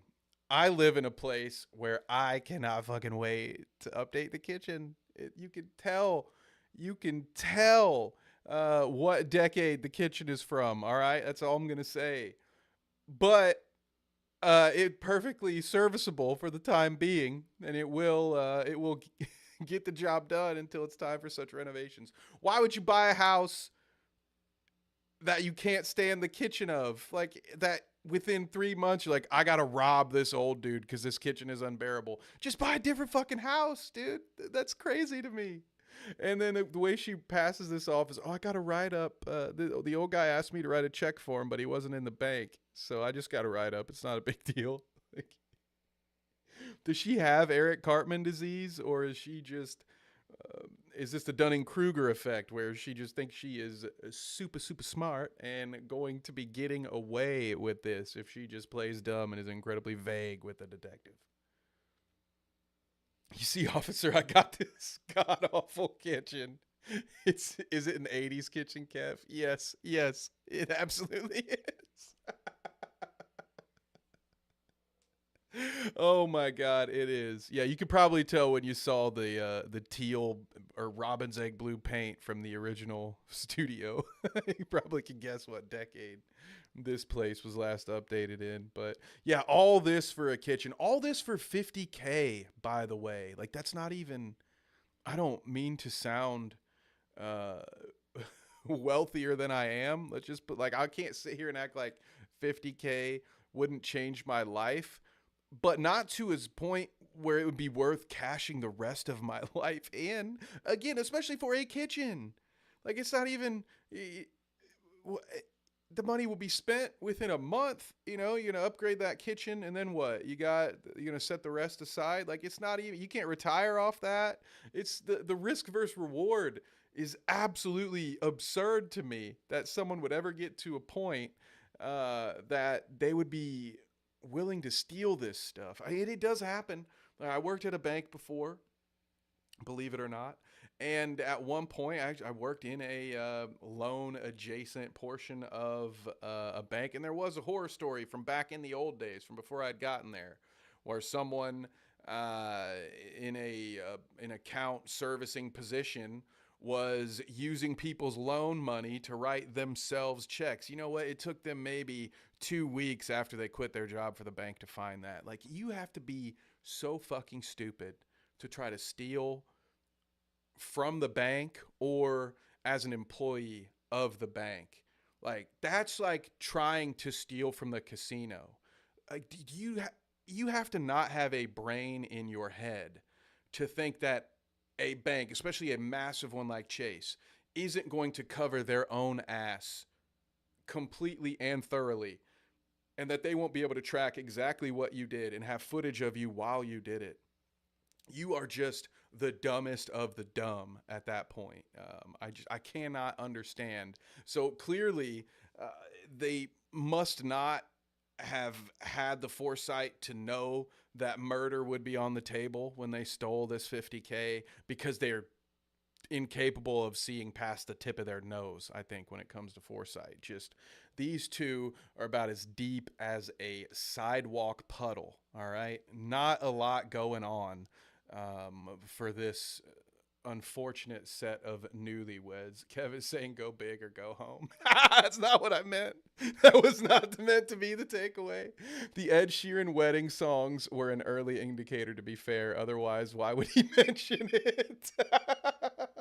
Great points all around. Great points. When your kitchen is worse than it was before and you can't renovate the sink, just steal $50K from an old guy at work, then end up in the nearest clink. Boom. Bars. All right, let's get back to the video. Okay. But other than that, I've been... All right. But other than that, I've been... Yeah, I can tell you the reason why we're here today. She also just does the trail off. These are her tactics. Did she read The Art of the Deal or something? And that's what she's applying. She's just gonna we're back to Michael Scott. Why am I getting so many Michael Scott comparisons today? She just trails off mid-sentence, but mostly other than that, I got investigated for, it was just, a couple of fraudulent checks I wrote, but mostly other than that, I've just been, okay, sure. Yeah. Next question. Like what? Like,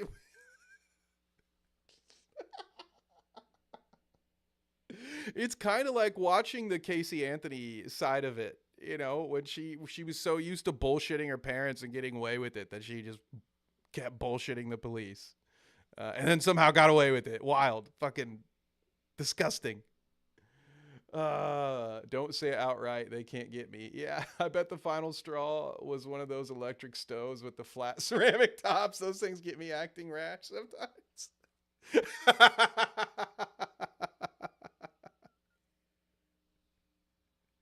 I bet it was a leaky ice cube maker. That always gets me, when somehow an ice cube gets trapped, and then so you go like the Neanderthal that I am, because I just need 2 ice cubes. So why bring the whole cup? I'll just bring my hand. And little do I know, there's a fresh melted cube just waiting there for me to get all over my floor. That sends me completely over the top. Hat goes backwards. I start grunting like Sly Stallone, and I just put dents in my fridge with this big old forehead. Day is because of that issue with the bank. Okay. All right. Does that surprise you? For this type of situation, yeah. Okay. Bah! This intense. I mean, I got in trouble at work, which...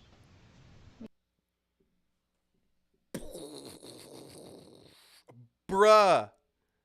Are you serious? For this kind of situation, I mean, this is a little intense. All I did was steal $50,000 from an old man.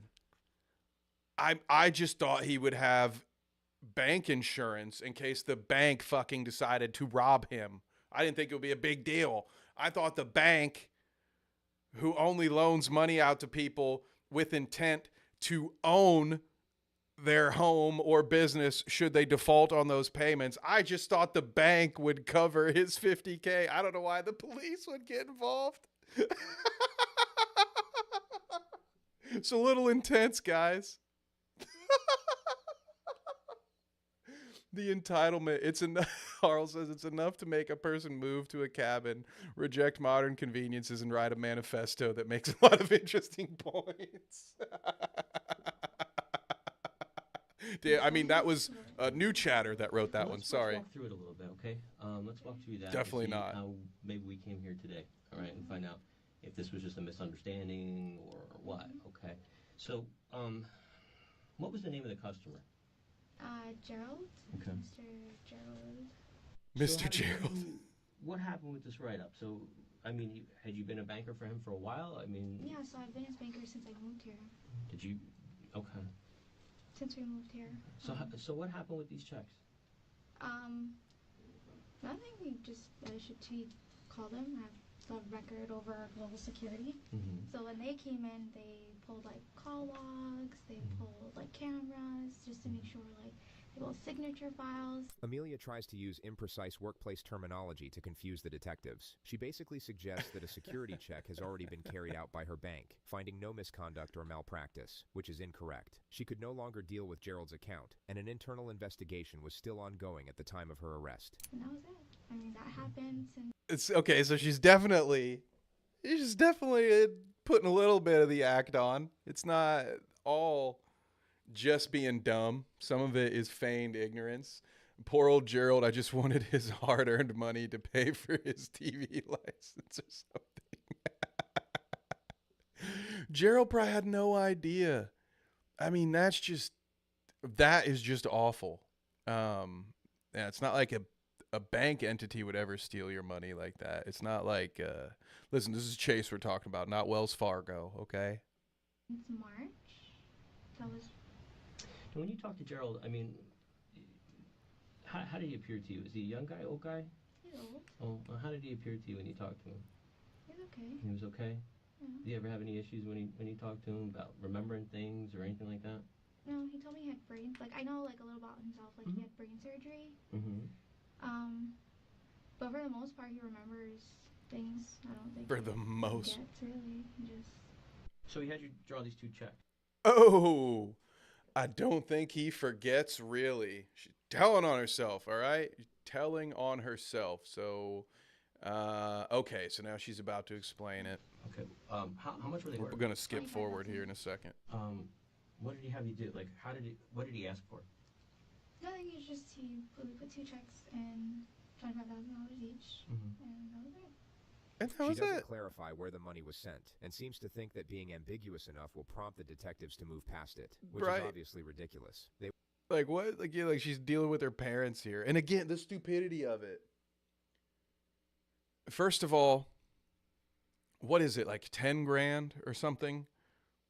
That anything above that is going to get special notice from your bank anyway. I forget, and it may have changed, but as a former business owner who worked in the restaurant world, all right, used to have to deal with some large deposits, and yeah, there's a lot of scrutiny over large amounts. Certainly 25,000 would do it. It's not going to garner any less attention than 50,000. Let's just say that. So this was incredibly stupid. And having them be the exact same amount. Again, I should not be explaining how you can be better at fraud, and that is not my intent here. I'm just sort of pointing out this is a person who worked in a bank. How are you this dumb about how banks work? How did they afford the house in the first place? Dude, whatever husband's name is, he must have been a damn good loan officer, because this lady, I don't think...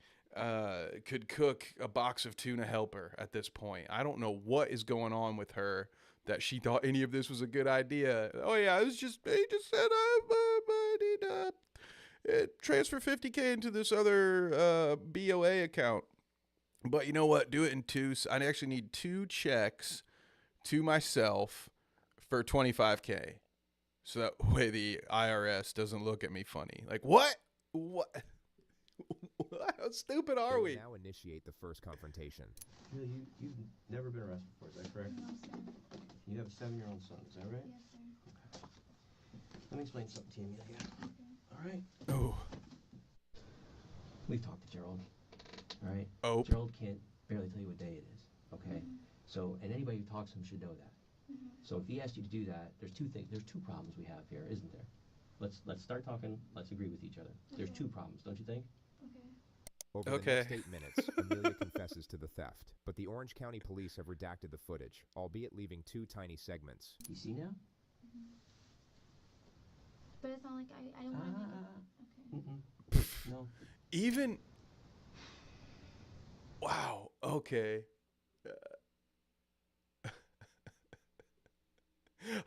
Sorry, I'm having a lot of fun with this.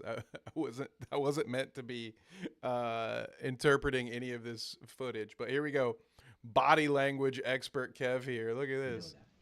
So if he asked you to do that, there's 2 things. There's 2 problems we have. This here, segment 1. Let's start talking. Let's agree with each other. There's 2 problems, don't you think? She still over the next 8 minutes seems Amelia like confesses to.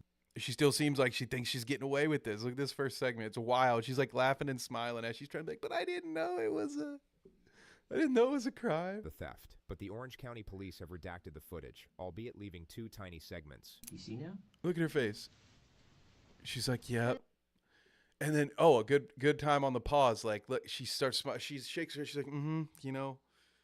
She's doing like the fake, I've seen the error in my ways, sir. Like, oh yeah, you're right. You know, I should have known better. And then she's about to dive into, but I didn't do, not intentionally. Okay? Not intentionally. It's not like I don't want to make it. Okay. No. And then segment 2, look at the change. You love to see it. I don't want to say I took advantage of him because he's a really nice guy. And at that moment, She knew she fucked up. Thanks for the assist with the click there, Jim. The footage resumes shortly after the confession. What you need to know is the detective has just asked Amelia about her last correspondence with Cynthia, which is only for the purpose of shifting the focus of the interrogation onto her husband. Last time, she was supposed to call me back last week. Yeah, something happened in between segment 1 and segment 2.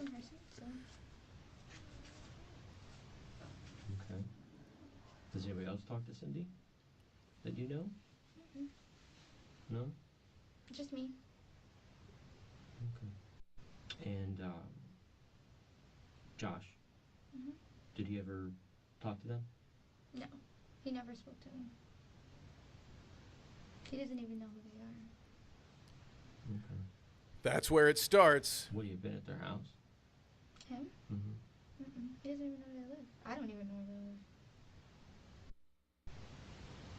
She's possible Josh went over there and you didn't know? She's messing up already. I mean, how would he know where they live, though? I don't even know where they live. That's not the question I was asking. Is it possible that he went over there? Not that I know, no. So you can't say for sure he did or didn't. I can say no. I can say no. Because he doesn't know he doesn't know them. I think we're going to go back and forth on the he doesn't know them for a minute. So good time for me to jump forward a little bit here. Victims were murdered. Let's see. Perfect. Because that's what we want. Is Kazumi. Does he normally go out with friends or anything like that? We go out all the time, actually. You guys go out. Did he go out without you at one point in time? He went to Daytona. What night? Daytona either Wednesday or Thursday. The victims were murdered on the Wednesday in Orlando. Daytona is an hour's drive away. Whoopsie! He went to Daytona? What did you go to Daytona for? She asserts they got in a fight and he just left and turned his phone off the entire night. And when was the last time before As you do. Fight where he went to Daytona? Maybe a couple weeks before that. What's in Daytona? Tell you what, when me and my old lady get into a fight, I like to shut my phone off and drive down to Cincinnati in sweatpants and just stop at the all-you-can-eat Skyline Chili Buffet. I'm sure they have one of those in Cincinnati. Just watch the boats come in off the river. That's what I like to do. Just like to stand on bridges and chuck things over top of those bridges into the icy waters below. That's what I like to do whenever I'm in a fight with a loved one. And then he just went too. He went this week too again. Where is he going in Daytona? I have no clue. Okay, so she's going to Daytona 2 weeks ago. Trying to get back to, there are some interesting points where I'm trying to stay on track here, where we have some stuff to say about what the narration is doing. I have some weird hiccup burp hybrid going on right now. I don't know what it is, but I really need to be bailed out here, Jim. Come on, back to the video. You have to trust us. Oh yeah, always trust the cop that's got you locked up. I don't want to go to jail. I don't want to. Listen, you have to trust us. But I don't want to go to jail. I want to bang on this drum all day that I put in my kitchen. All right? I don't want to work. I don't want to go to jail. I just want to be able to rob unsuspecting old people at peace, okay? I got written up at work. Isn't that bad enough? Come on. I don't want to get in trouble for any of this. You didn't do this. I don't want to get in trouble for any of this. For any of it. What did he do?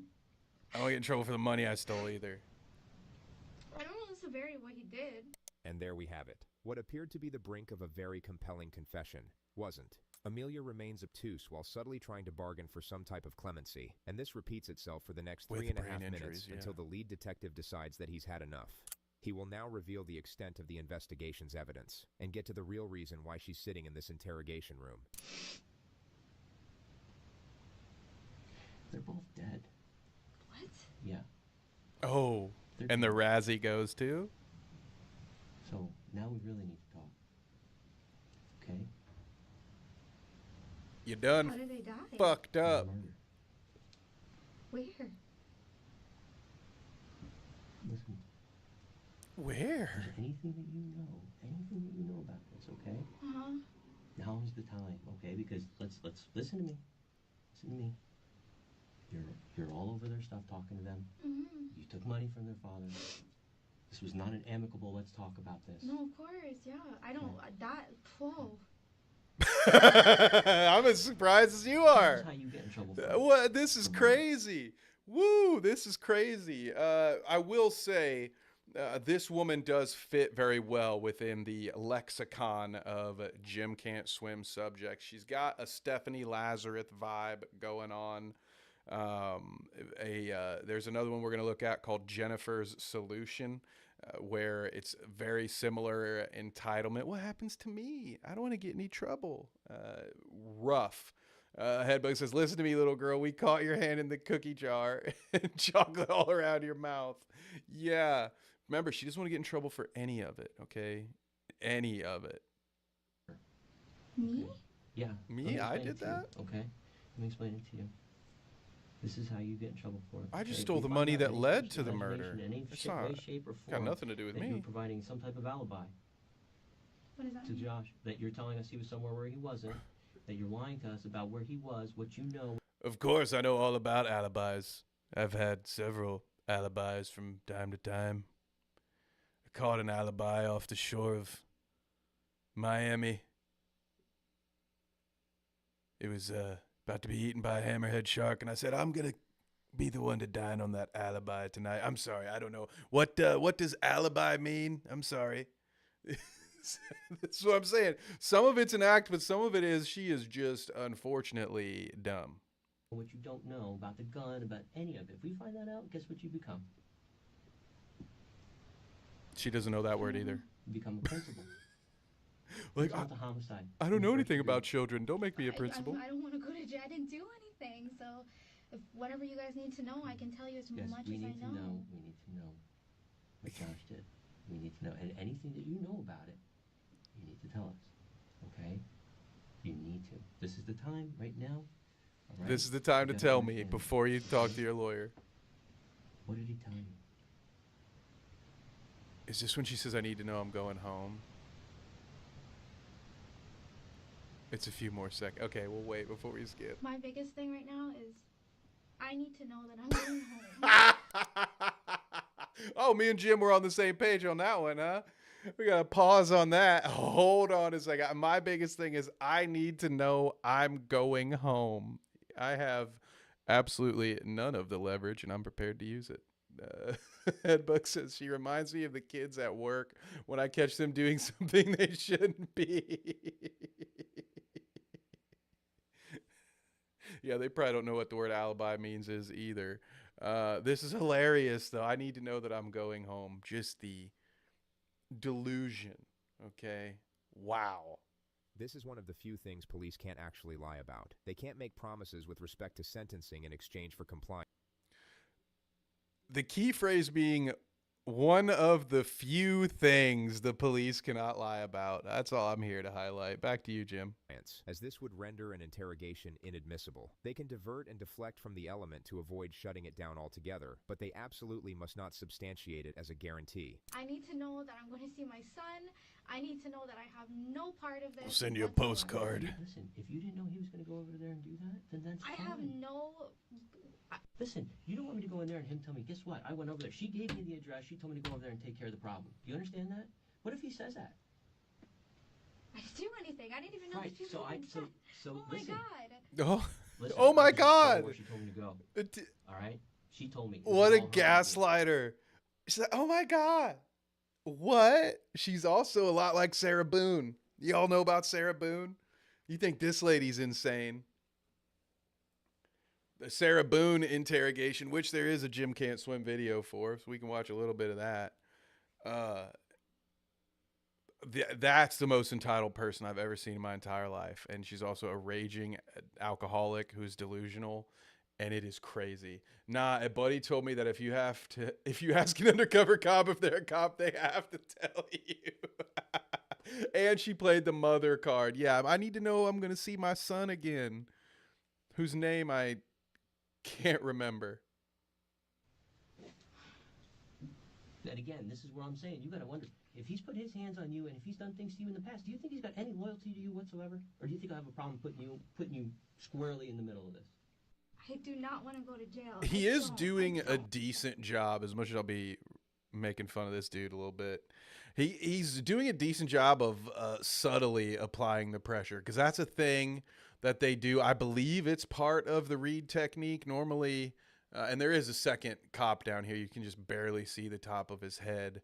But the alternative theory method, where it's just sort of, if she's not convincing or admitting to anything, you start to give them an alternate situation. Like, oh, if you were just defending yourself, then we can talk about that if that's what it is. And then you get them to admit to that. And then from there, they say, well, that doesn't really match the evidence. Great example of this is what the FBI and the polygraph technician did to Chris Watts when he wouldn't admit to anything. And so they said, well, hey, chicks are crazy. If your wife did something to your daughters and then you had no choice but to do something to your wife, well, then we can just talk about that. That's a different story.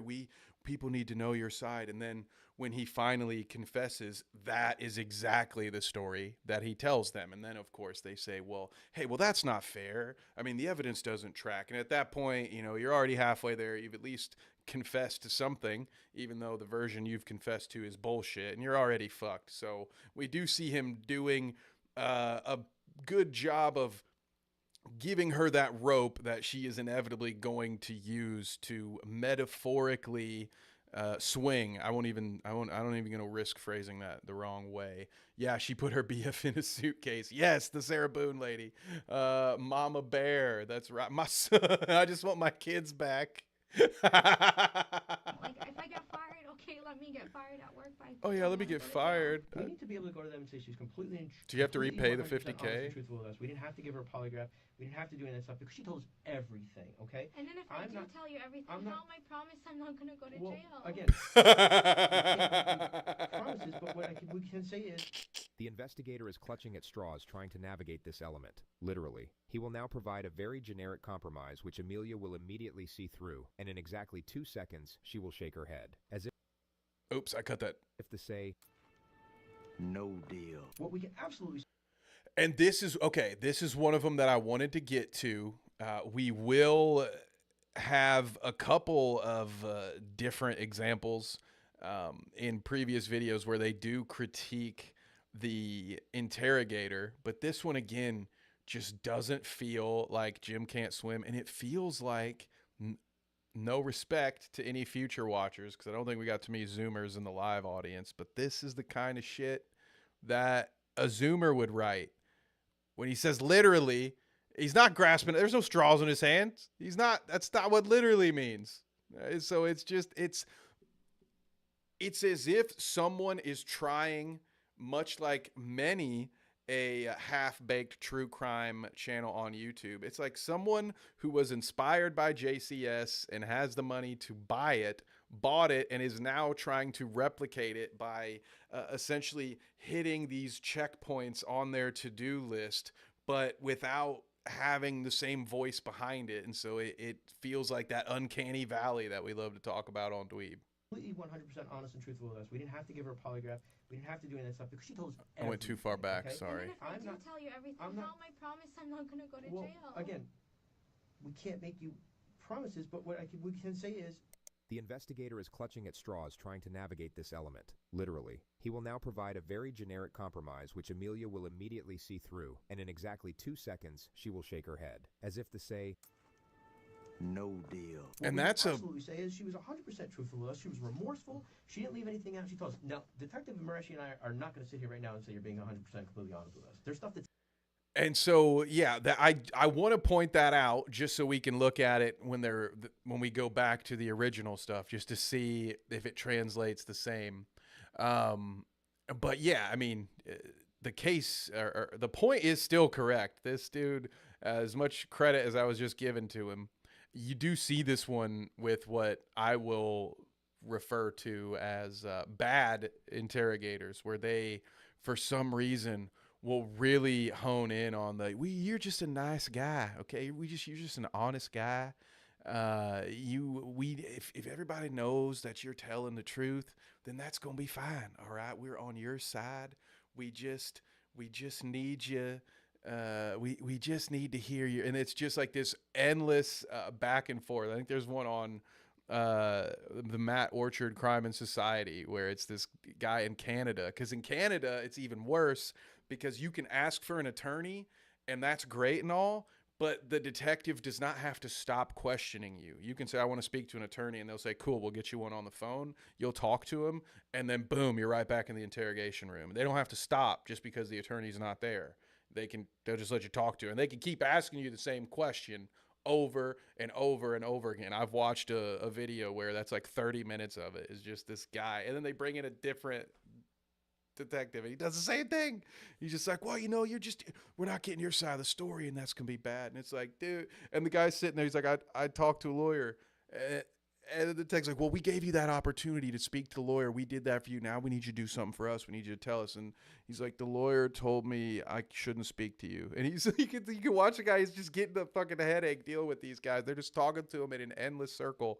Yeah, well, we did give you the attorney, so now you gotta give us a little something.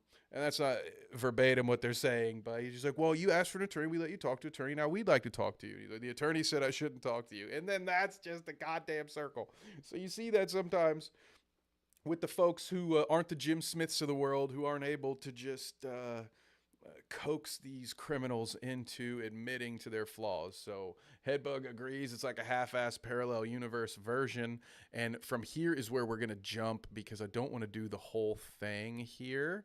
Again, we're doing a lot more of it than originally planned anyway, but we're having fun. And somehow I've made it this far without a bathroom break. I may have to pull in a Hassan here in a minute and just let some of this run. We're interested in seeing what Josh says. Do I just sit in here? Yeah. And do I just sit in here and wait? Lady, people meantime, are just dead, knock and you're a suspect. This is obviously Oh not the my last gosh, you'll see of she Amelia, says. And you're now about to see the opening phase of her husband's interrogation, who unbeknownst to her had been waiting in the room directly adjacent for just over 2 hours. The detectives will enter his room 18 minutes after they left Amelia's. Oh, thanks. Hey, how you doing? Josh? Oh, yeah. Cold? It is cold in Well, that water's a little warm, so that might These warm you up they a little both bit. suck. Yeah, it's cold in here. All right, Josh, well, I'm cold. we can explain to you what's going on, obviously. I'm sure you want to know. You're being detained. Got a couple things we need to go over first before we This do ain't a that. hotel. So you have the right to remain silent. Do you understand? Yes. Okay. I'd probably be the same way. I'd probably, excuse me, officer. I'm terribly cold and frightened, and I need a lawyer. I don't know. Let me ask you this question. I'm going to throw this out to you. Why do you think you're sitting here right now? I honestly have no idea. This fucking guy. This fucking guy. Let me just.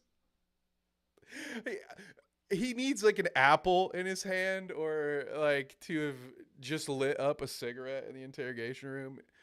He's already got one leg crossed at least. Maybe he should have put it on the table. He's just sitting there like he's in a movie. Like, hey, hang on. It's just Jose, was it, right? Why don't you humor me for a minute? I'm just going to throw something out there. You tell me, don't let me get too crazy, but why do you think you're here? At the police station. Like he's the fuck. Have you? I love it. Well, let me just get you straight. What was the last bank account that you opened?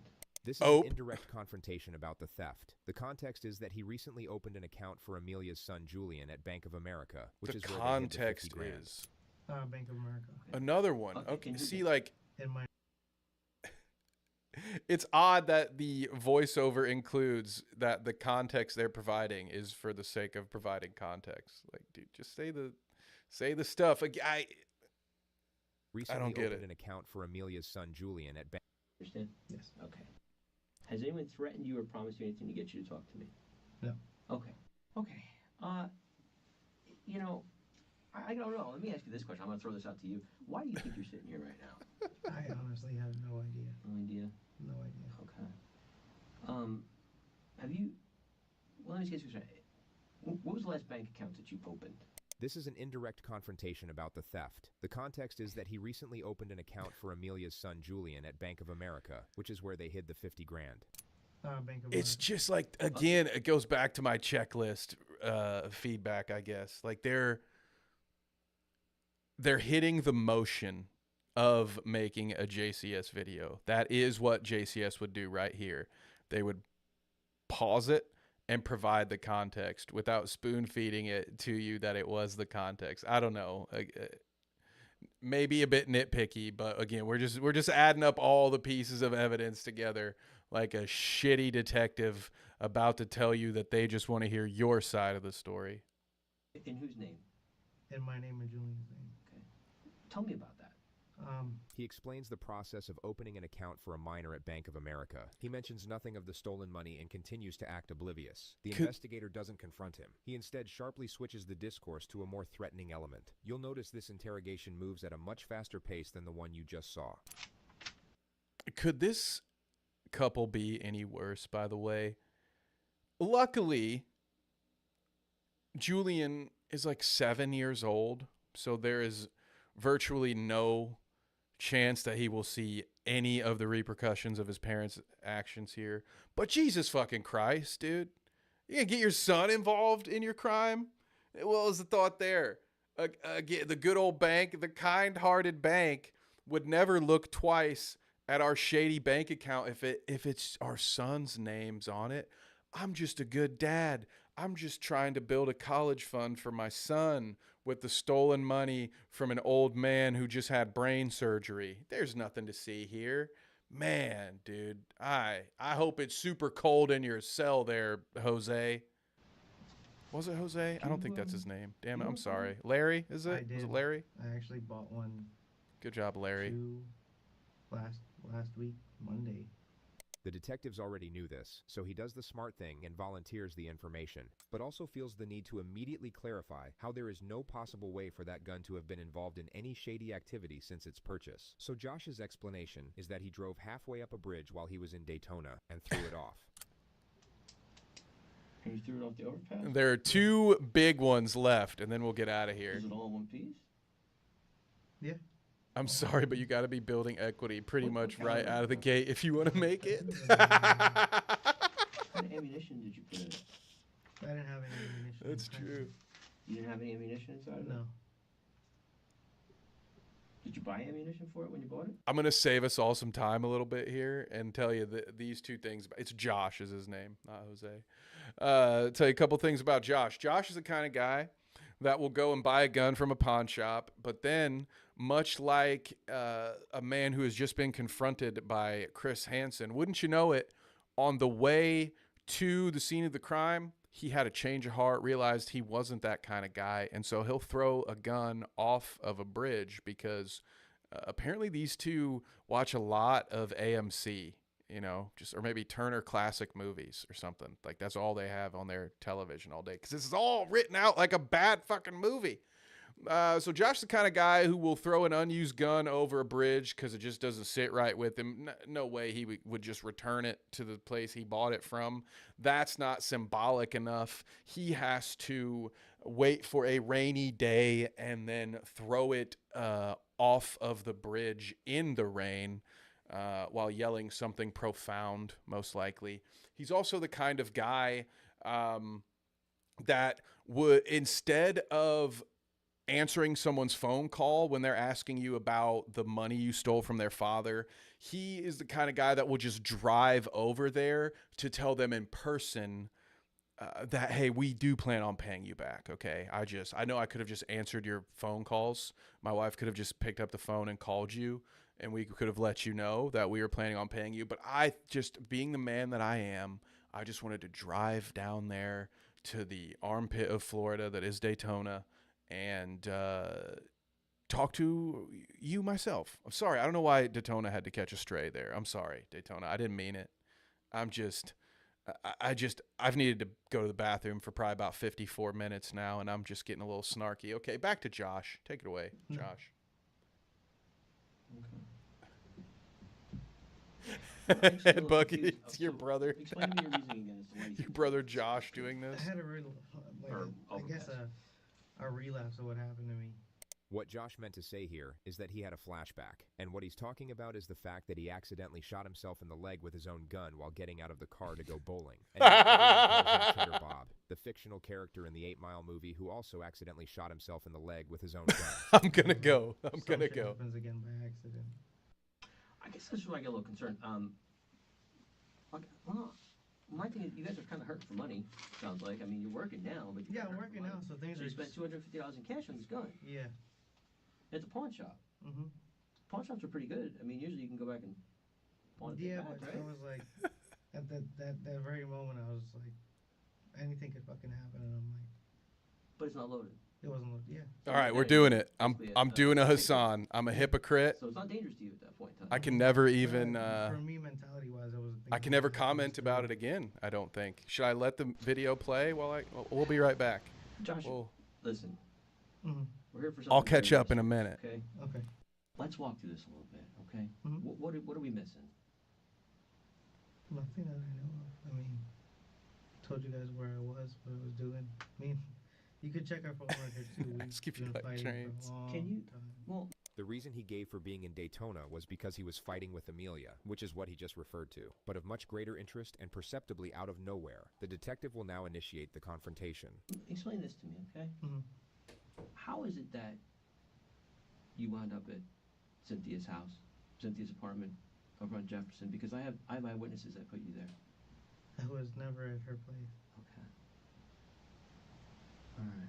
Notice how he didn't inquire into who Cynthia is or why she was even brought up in the discussion. He just immediately denies the very sudden and seemingly random allegation. But more to the purpose, you'll have noticed how the detective hasn't outright accused him of murder, only placed him at the scene. This is because he's about to provide Josh with an escape route, a morally acceptable explanation as to why he would be there. He's basically trying to get one foot in the door and attain the first level of admission. Listen to me. You were there. Well, I need to know why you were there. You understand what I'm saying? If there's some innocent reason, I need to know. But I need to know why. So why did you go there? Did you go there to tell them that you were going to pay him back? This is the face of someone falling for the oldest trick in the book, on the very first attempt. You're about to see him seize what he believes to be the unique opportunity to save himself, at the expense of his wife.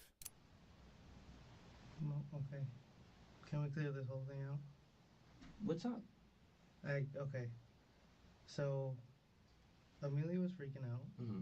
Long story short, I did chuck my gun over the bridge. Mm-hmm. Simple as that. Okay.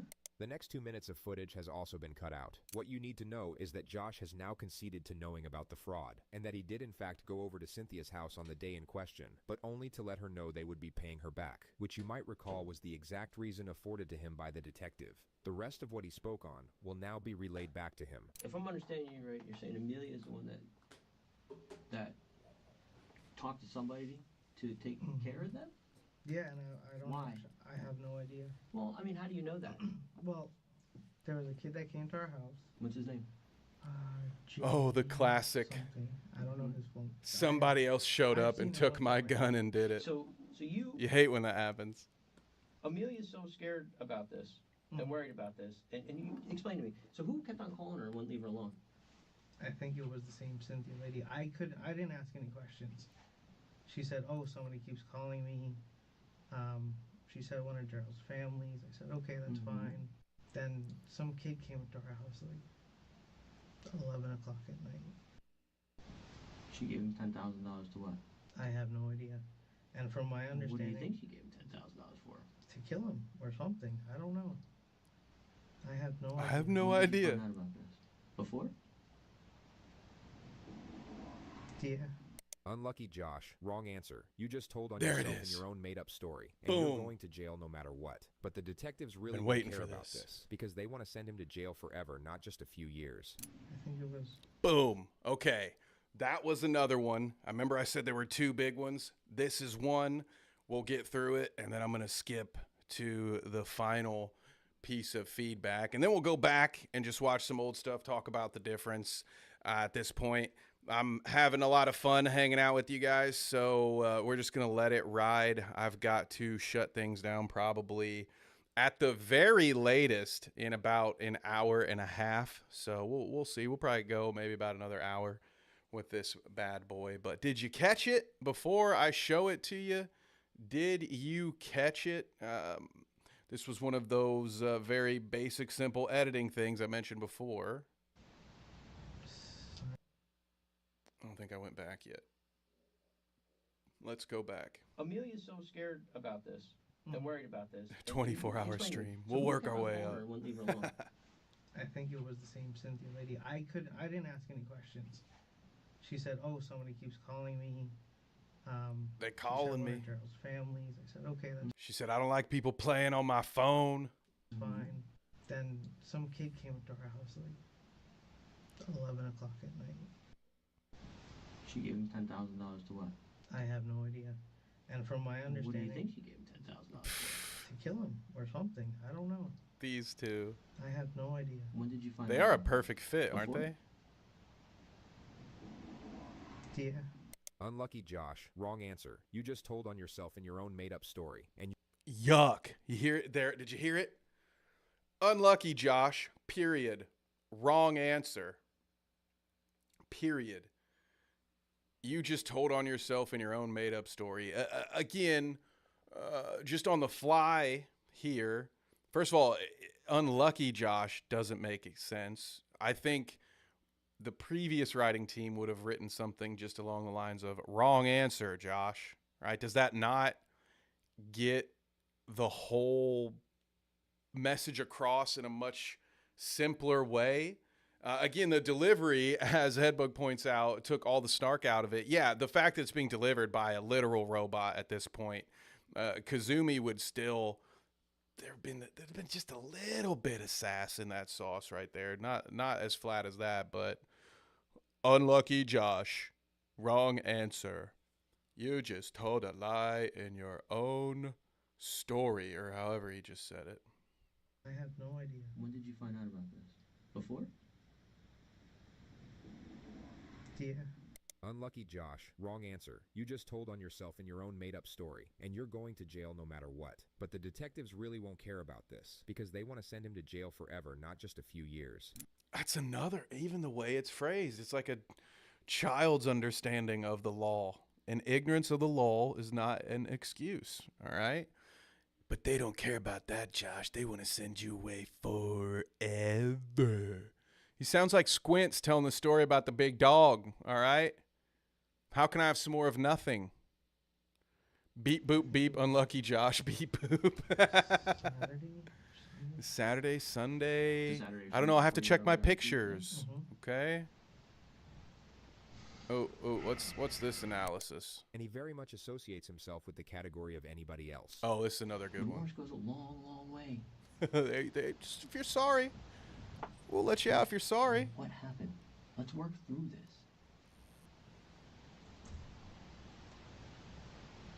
I just don't want to get nobody else in trouble. Okay. What Josh means here is that he doesn't want to get anybody else in trouble other than his wife, and he very much associates himself with the category of anybody else. Can you very much associate yourself? I'm sorry. Now I'm just being a jerk. I'm just being a mean old Grinch, and I'm picking apart every line of this thing. Easy for me to say, pal. But again, it all illustrates to that point that this just seems like an attempt to replicate. You know, you're trying to recreate someone else's magic here, and it's just not working for me. Doesn't want to get into trouble. All that's happened here is the detective was applying an effective variation of pressure, and the suspect old-fashioned like Grant. No, well and truly folded like an overcooked noodle. And he now feels like he has to act like a good person. So he starts providing details with a profound demeanor, as if he's unveiling something significant. But you'll notice that nothing changes. A profound with regard to his demeanor. culpability, I like and that. his intention of implicating Amelia to save himself has not changed in the slightest. That's not really good shooting. I mean, if you love Amelia, listen, if you love Amelia, you're going to put her under the bus? You don't want to do that, do you?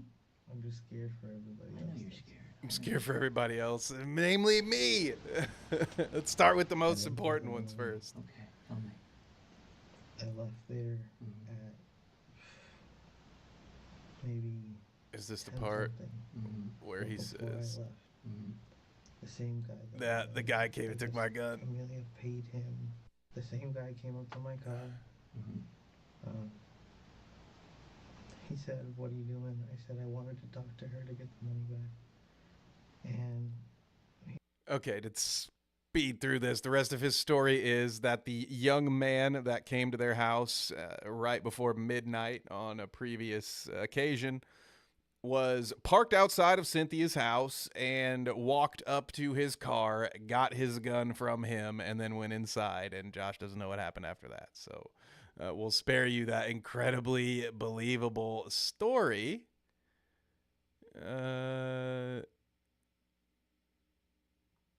We got to get to, I think it's when they switch. Okay.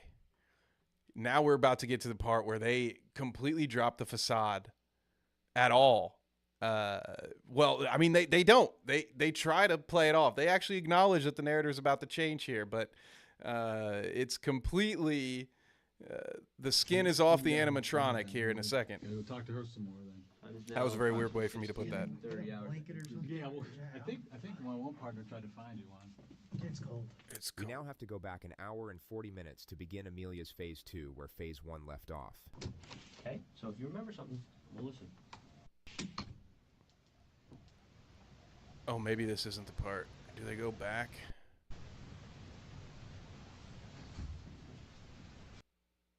Josh's room 14 minutes later at 5:52 p.m. The other narrator will now be Here it taking you through is. Yeah.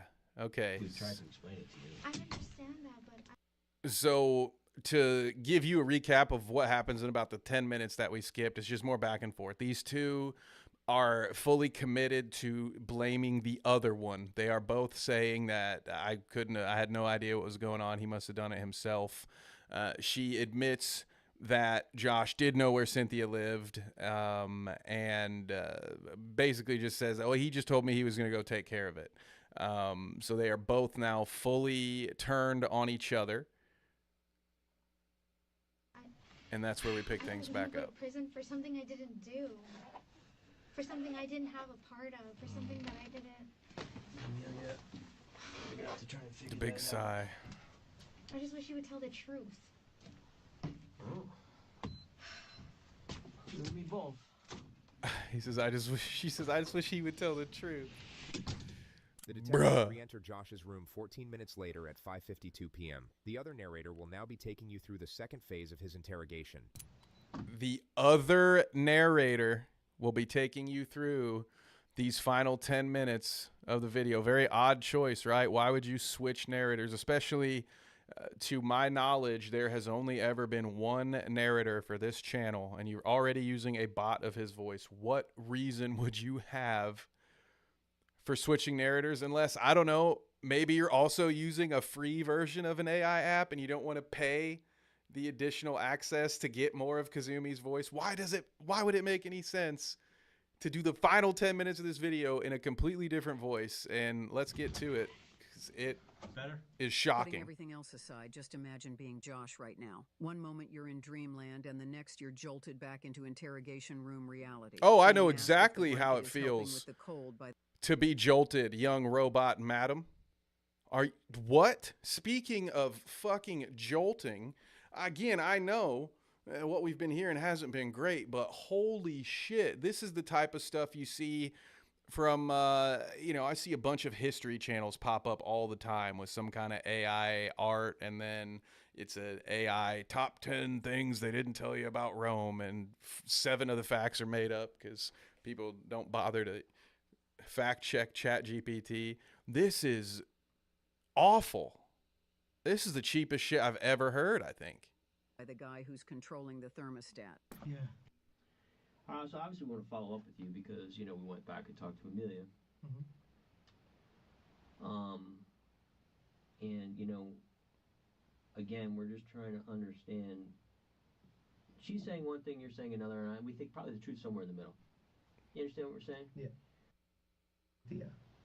And she didn't answer me. Did you ever tell your wife that you killed these 2 people, and if she said anything, you would kill her? No.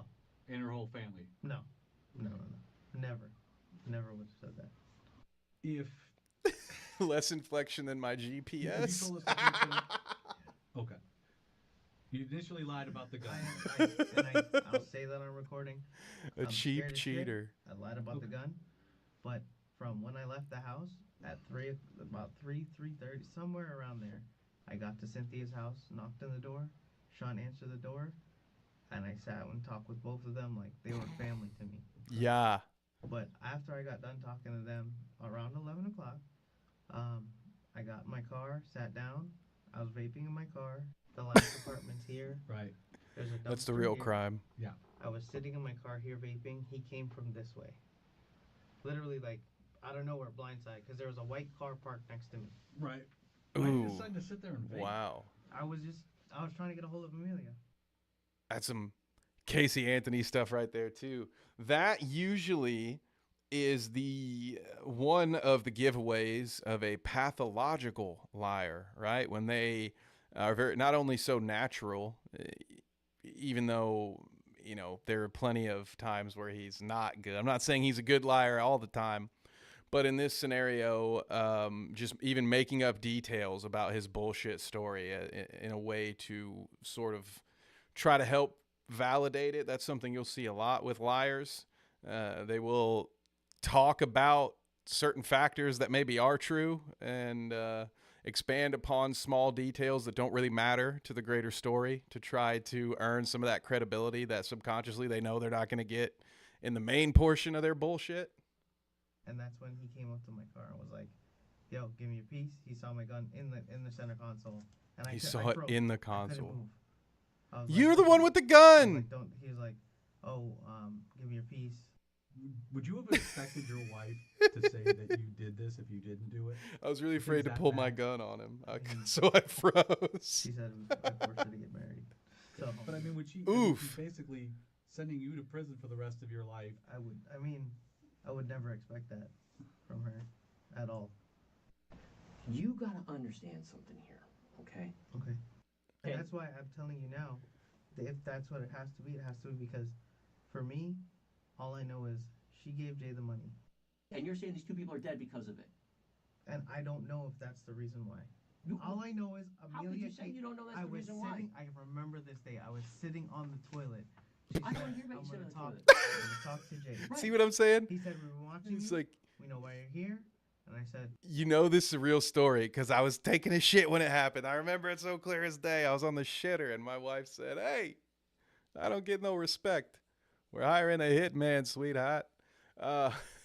But what he's about to do, when he does inevitably get to a point where he finally understands he's not getting out of this, again, at the very least, to save his own ego in his head, he will say, I'll just take the blame for it so that she doesn't get any trouble. He's had no problem, as we just saw, implicating his wife in this crime. But when the jig is up, he finally says, you know what? I'll just be the big man. I'll do the right thing.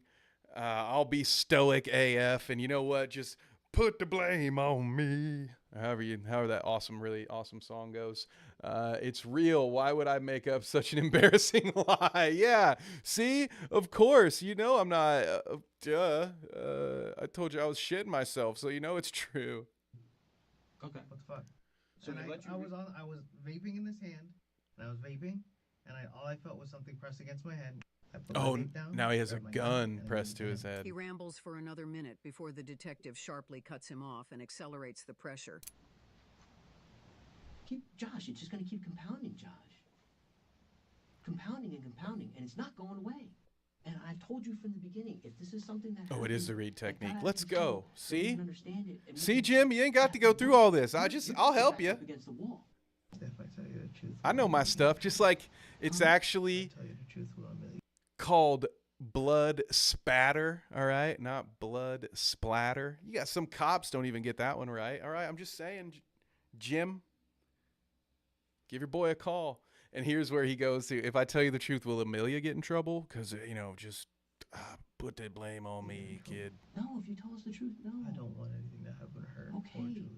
Yeah, now he's got So the just like in chance. phase 1, he's about to alter a minor detail in the narrative that changes absolutely nothing. But you have to appreciate his acting chops. Just get a load of this theatrical exhale in about 3 seconds. Give us something to appreciate. She needs this. Julian needs this. What? Okay, that was funny. She told me she's gonna call Jay and have him take care of it. Oh, I just don't want to get her. I don't want her to get in trouble.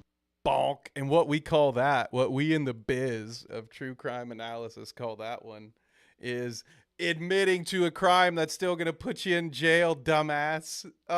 She told me you had prior knowledge of her plan, but you still don't want her to get in trouble, right? By the way, she told me she was gonna call Jay. If I tell you the truth, just make sure my wife, who definitely paid somebody else that's not me to kill this person. And what a shitty investment, by the way. You steal $50K and immediately, what is that? 20% of it has to go to just covering off your initial investment. It might as well be Uncle Sam at that point.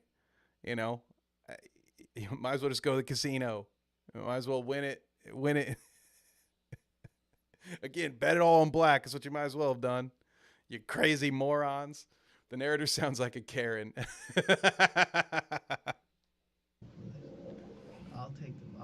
Whatever it is you have to give to her, I'll take it. There it is. I'll take it. I'll take it. Even though, do you see the The investigator? What you've been telling us all day. I'll take them. Whatever it is. First of all, the second investigator is going to do a great job of pointing out the obvious, which is that doesn't change a fucking thing. What your new wrinkle makes no difference. But this guy, it's Detective Steve right here is what we'll call him. He is so fucking pissed at this idiot saying, "Oh, I'll just take the blame," you know, at his unwillingness to actually admit to what he did. This guy's still trying to give himself a leg out so that way later he can say, "I was coerced, mistrial. That confession was made under duress. It's not true." And so you got poor Officer Farva just sitting here trying to rub the headache out of his skull. It's hilarious. Oh, poor guy, dude. I'll take it. And his sigh,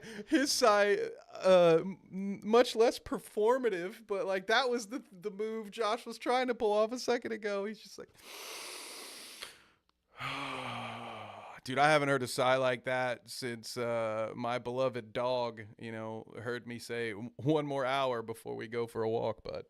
I haven't heard a sigh that disheartening in a couple of years. Jesus, this poor man. Jeff, what you just said is really no different from what you've been telling us all day. I mean, You dummy. Let's stack this all up, okay? Your gun's gone. We don't know who took it. It just happens to be gone. The brand new gun that you bought. And you sat here for, 15 minutes telling us why you threw it over a bridge. Josh looks pretty sad that his last piece of admission didn't have any effect. In about 30 seconds, he's going to try again, but up the intensity. All right? Every time I keep pointing out something to you that just doesn't make sense, you keep flipping it. You keep changing Getting ready. Okay? That Say, doesn't all make right, it, about to push all in on this next bluff, boys. He's getting ready for it. Who killed these people? All right, we'll get down to the end here. Sitting just inches apart from each Oh, yeah, other. this is when Yet he complete- finds out. At the very end of it all, they tell him, "Oh, by the way, your wife says you beat her." Sorry, I shouldn't laugh about that, but it just...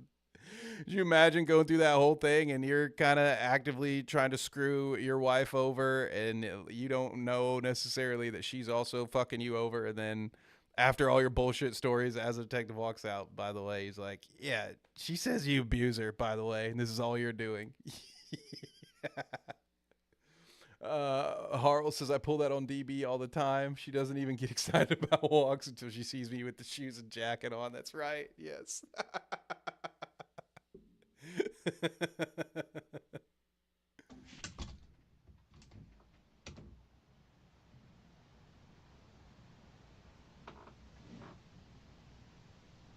There's something poetic about a husband and wife spending their last several hours of freedom sitting just inches apart from each other, yet completely separated by a wall, betrayal, and the desperate need to save their own ass. Amelia cooperated with the police from this point forward and was sentenced to 3 years. The murder charges were dropped and she was only charged for the theft. Gross. Josh was taken into custody, where he was charged with 2 counts of first-degree murder and denied bond. He would see his wife again 3 years later at his trial, where she testified against him. It took just 10 days for him to be found guilty, and he was sentenced to life in prison without the possibility of parole.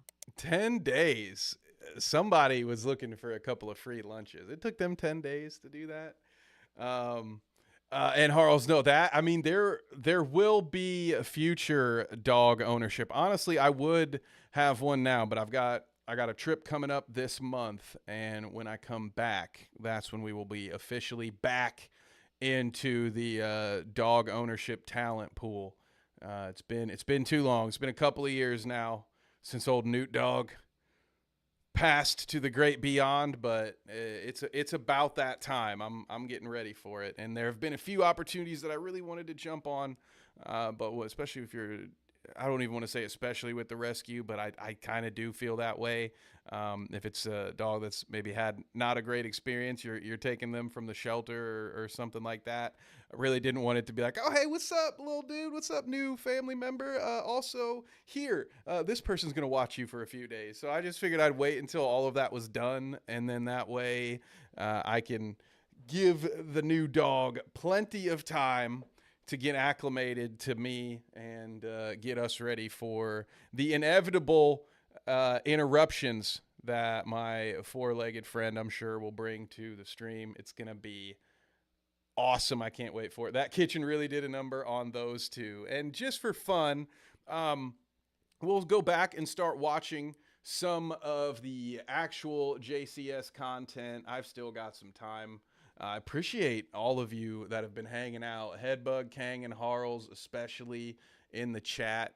Greatly appreciate it. You know, like I said, this is an impromptu thing, and this would normally be the type of content I would have saved for a clout route, but without knowing exactly when Danny and I are going to get together to record, I really felt the itch to talk about this one. So lo and behold, I have a channel that I don't really use for anything, and I think I will probably do some more streams like this going forward. So if you guys are having a good time, I appreciate that, and there will be more of them coming. All right, so we don't have to go anywhere, but just in case, you got some of y'all have been with me for like 3.5 hours today, so I wanted to say thank you now in case you head out soon before we get into the rest of this Jim Can't Swim stuff. Like I said, probably about an hour for me, and I will have no choice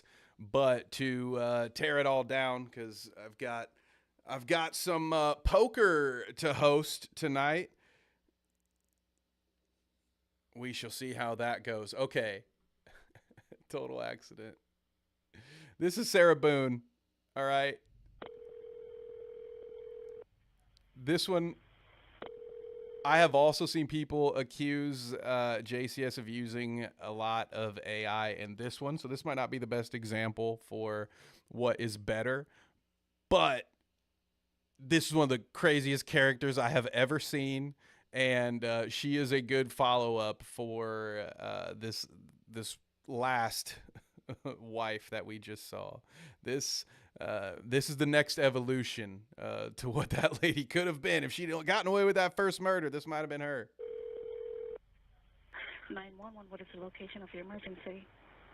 4748 France Court. Oh, damn. I'm sorry that they doxed that. That was not my intention. Okay, send the line for the fire department. Do not hang up. This lady's like, what? Hang on, we got one. Said Spider just caught herself a fly. My boyfriend and I were playing last night, and They were playing. Case and we were playing, like kind of hide and seek kind of thing. So I fell asleep, and I woke up, and he was dead in the suitcase. So I don't know what happened. I'm sorry. Is he hanging from somewhere or what, ma'am? No, I pulled him out of the suitcase. He was in a suitcase? Yes, and I fell asleep. Right, is he breathing? No. I need you to get him on the floor, flat on his back for me, okay?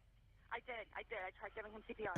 Yeah, okay, listen to me. Lay him flat on his Right. I'm sorry, but it's just... I want you to lay him flat on his back for me on the floor. I did. Okay, He's stiff and purple. Okay, man, that's fine. We're still... She's like, it's not worth it. Trust me, dude. You're wasting my time. On his breastbone, right in the center of the chest. Yes. Put your other hand on top of that hand. If I look at him, you can tell. Okay. Please! Okay, he just gurgled. Okay, listen to me. Place the heel of your hand right between his chest, I'm sorry. right between his breastbone. It's the most unserious person of all time. We want to pump his chest to me hard and fast, twice per second. 1, 2, 3, 4. 1, 2, 3, 4. Okay, quick pause. First of all, you're so welcome, Harles. I'm glad. Thank you. You could have spent your not lazy Sunday as far because garage projects. Sorry, cozy. I was thinking laid back. You could have spent your cozy garage time with anyone, and you chose to hang out with me. So I do greatly appreciate that. But yeah, this just a little glimpse into we thought that last lady was entitled. This lady is a nut. You don't fire 8 attorneys in the span of 2 years without being one. But man, if somehow if you are a fan of true crime and you haven't seen some of this footage, it's bonkers. Absolute wild ride here. Who for now? Right there. This is 42-year-old Sarah Boone, who you just heard on the 911 call a few seconds ago. Her boyfriend was 42-year-old George Torres Jr., who she locked inside a suitcase the night before, ultimately leading to him dying of suffocation. Sarah's explanation is that it was a totally unintentional and unforeseen accident, but what she's completely unaware of at this particular moment is the fact she recorded 2 videos on her phone last night, the first of which was taken at 11:12 p.m., and shows her laughing at George while he's zipped up in the suitcase. But George isn't laughing. He's asking to be let out and repeatedly stating that he can't breathe. The second video was recorded 11 minutes later, showing the same thing, except the suitcase was flipped over and in a different area of the apartment. Sarah is both unmistakably and heavily intoxicated in these videos, which may explain the fact she didn't delete them. It would be safe to assume that she has no idea the videos exist. And yes, you will see the moment she becomes aware of their existence. But we first have to acknowledge how this episode was even possible, and that would be the Law and Crime Network. They sent us the uncompressed documents that comprise this video. Look at that. And almost every case we have covered, or will cover, is already available in its raw form on this channel, which includes the 2 main items of public record in the case of Sarah Boone, starting with the body cam footage, which is right where we left off. Hello there. She's so inconvenienced by the cop. She's like, hey. I really need something to drink. Okay, well, I got my Dr. Pepper on the counter. Okay, we'll take care of you. Give me 1 second. I know my husband is dead in my home, but damn it, I am parched, lady. You have no idea how wicked this hangover is. She's going to ask for her Dr. Pepper several times. She's going to be very upset that no one will let her go get her cigarettes off the back porch. Like this. Wild. They mention the videos, okay? She shows up at the interrogation with a list of questions that she has for the detectives, including things like, when will I get George's engagement ring? Because I paid for that. And how soon can I have my phone back? Again, had no idea, apparently, that those videos were still on the phone. She came there expecting them to give that back to her, not realizing it had the nails for her coffin. And so it will become just so absurd that there's nothing you can do outside of just laughing at some of her antics when you know how fucking guilty she is. No problem. Like, he and I were putting a puzzle together. We've been doing some artwork together. You are putting a puzzle together? Yes, we have a puzzle that we started in there. Okay. Like, having a good time with one another, but we're drinking You know, a bottle of wine let's have last night. some puzzles, So then it's like, we decided to play hide and seek. bondage, you know. He does not, your dog. That's my ex-husband. My former Who is this guy? Also, she called her ex-husband before she called the police. Kanglip, good luck drying off the dog. He does not like the hair dryer. Oh, that's got to be something equivalent to the vacuum, right? That's the kind I bet. Dogs either love or hate that one. They either try to bite the wind or, I imagine, just bark at it endlessly. Good luck. No, I called him over here. Okay. I didn't know what to do. Here, let's talk in private, okay? So naturally, you call your ex-husband. All we had was a bottle of wine. Literally, just a bottle of wine. Okay. Doing You know what? Maybe I was wrong. Maybe the literally thing isn't just a Gen Z issue. Maybe Sarah Boone wrote that video. artwork. Then we decided to play hide and seek. We did puzzles, we painted, and then we decided to play hide and seek. Dr. Pepper, I am so caught now right now. It's on the counter. I can't move anything from out of the house. I'm so thirsty. Won't someone please think of me? please. I left my husband in a suitcase all night. I found him dead, and I cared so little for him that I didn't even bother with the CPR. You hear people talk about this. Hell, the president. Let me use one that, despite being graphic, we're all familiar with, right? JFK's wife, when he was assassinated, picked up the bone fragments from the back of the car and brought them over to the doctor and gave them to him as if, like, you're going to put John back together. There are, stories of parents losing children who will try forever, like they would not give up. And so the idea that she just is like, does not give a shit. Like, she found that she wakes up I slept in a little bit, found my dead husband in a suitcase, called my ex-husband about it, then called the cops, told the cops not to bother with that whole CPR bullshit. But goddamn, I am thirsty, ma'am. Can I please just have my Dr. Pepper? Please, I'm so cottonmouth right now. You have no idea how dehydrated one bottle of wine can make you, right? I once did CPR for 45 minutes. I wasn't giving up. See? Good luck hanging Max. He's going to need the bits. I literally do it too. Let's go. I don't know what it is about the blow dryer. Max bites the air from the leaf blower and tries to fight the vacuum. Let's go, Max. My kind of guy. I love it. But exactly, Headbug. Sorry to bring it back, that memory. But as you said, most people are not going to just accept that.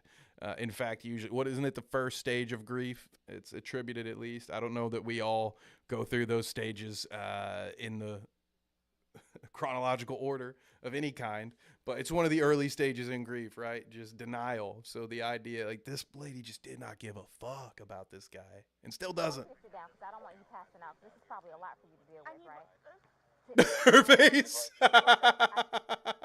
Did we see it? Oh, for the ones just listening, she does like a bug eye thing, as if finally this officer recognizes that this is all about me. I mean, I'm sitting here going crazy. They won't let me have my Dr. Pepper. They won't let me smoke a cigarette. And finally, this woman acknowledges that I must be going through a lot right now. Her eyes damn near bulge out of her face. Looks like something out of Jim Carrey's The Mask. Look here, I want you to sit down, because I don't want you passing out. This is probably a lot for you to deal with, right? There it is.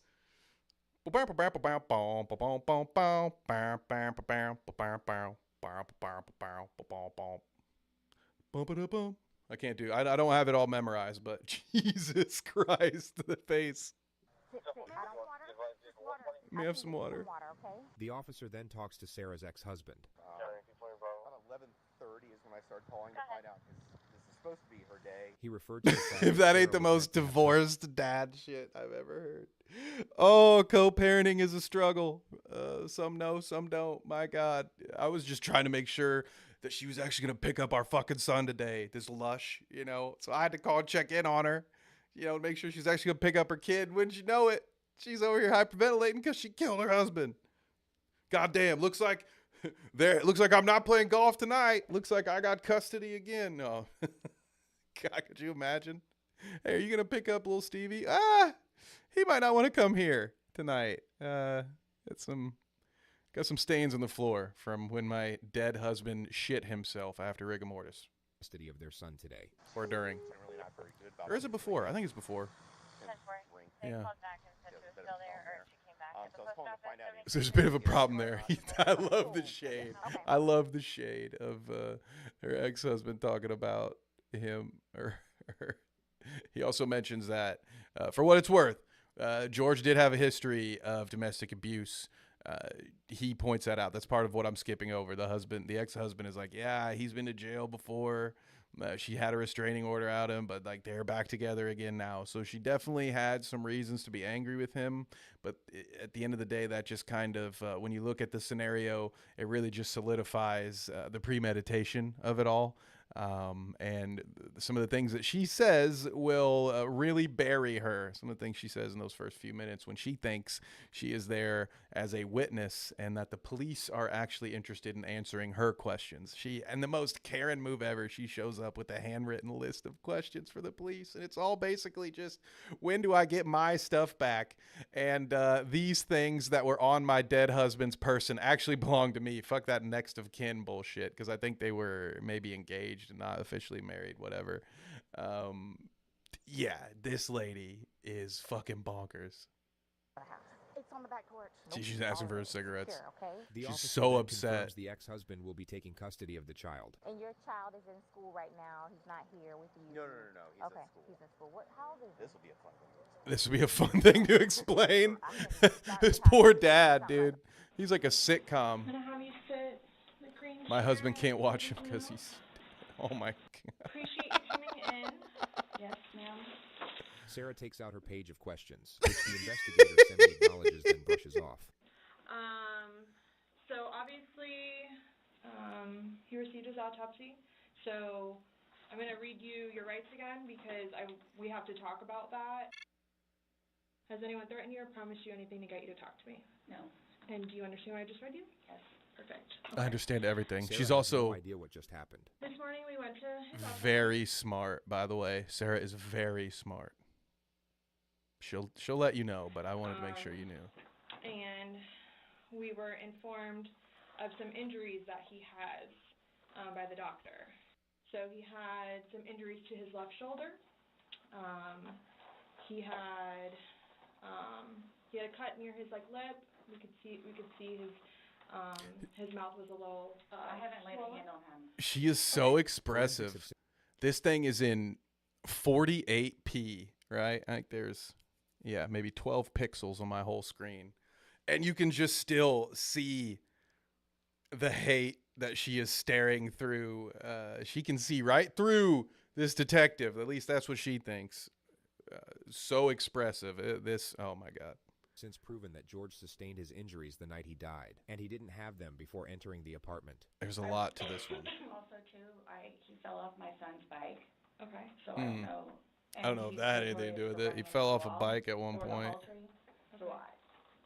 Okay. The investigator details further injuries, including a contusion on his neck. And they're all recent. They occurred recently. It wasn't something that occurred post or that occurred a week ago or 2 days ago, 3 days ago. They definitely occurred, the night leading up to when he was. In all honesty, we have not gotten into it.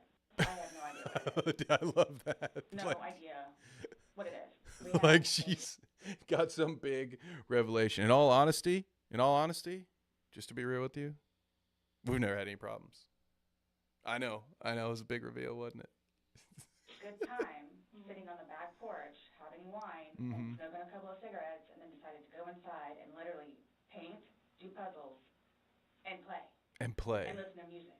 That's Jesus.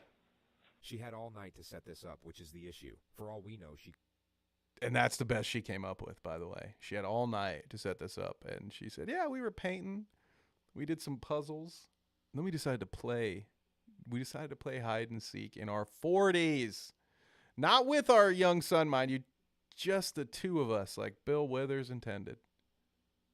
He could have designed this entire scene of events from scratch. In all honesty, we were the perfect couple. The timestamp We on loved her each videos other. to the moment police showed up on her doorstep, which is plenty of time to assemble what looks like a very pleasant scene of events that in no way precipitated a drunken act of revenge that ultimately led to murder. Even her face. Nobody got out of sorts. This is what's mind-blowing to me. It's mind-blowing to me. Nobody laid a hand on anybody. Except for me when I got him into that On suitcase the and left side zipped of it his up. forehead, he had basically bruising, and on his head and his skull. I have no idea. As if something hit him. I considered have not force touched him. trauma. I have not touched him. I have not touched him. If I have no idea. I will We had slow a good down day. and emphasize It was a with my good hands day. We until had you good believe days lately. what I'm It's saying. been good. I don't even know where this is Help me, Obi-Wan. The interrogator now brings up Sarah's last call to police, reporting domestic violence.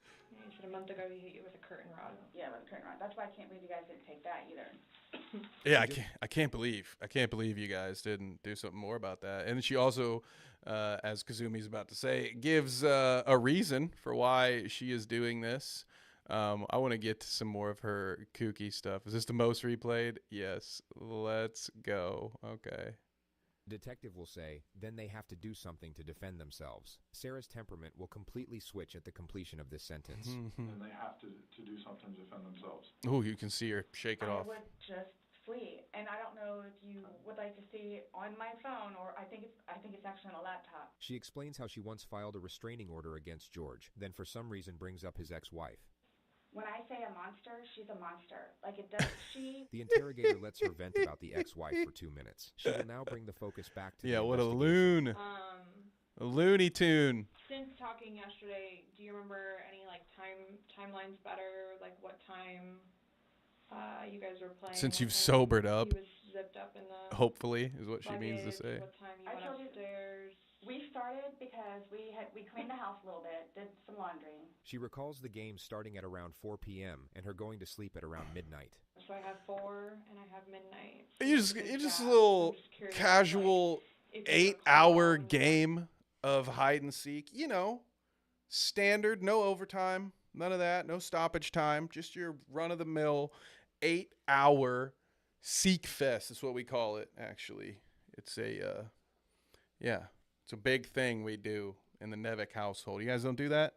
Every Easter, actually. That's how we celebrate.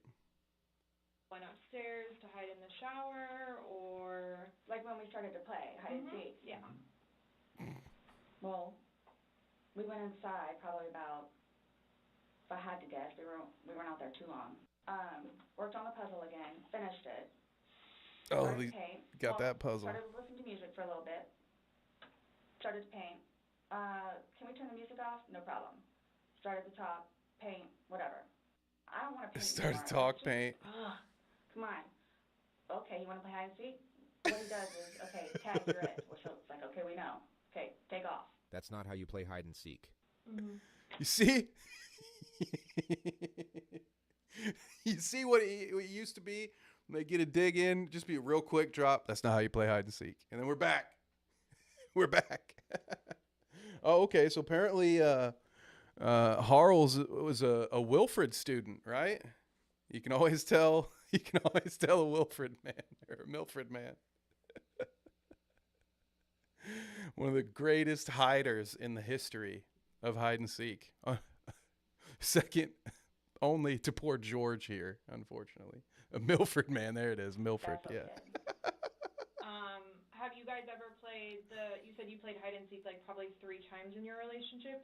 When you have played, Could you imagine? Ever zipped him up in a suitcase prior? No. Okay. Oh, why'd you say it like that? The suitcase originally is in our closet. Why'd you say it like it'd be such a ridiculous thing to do? No.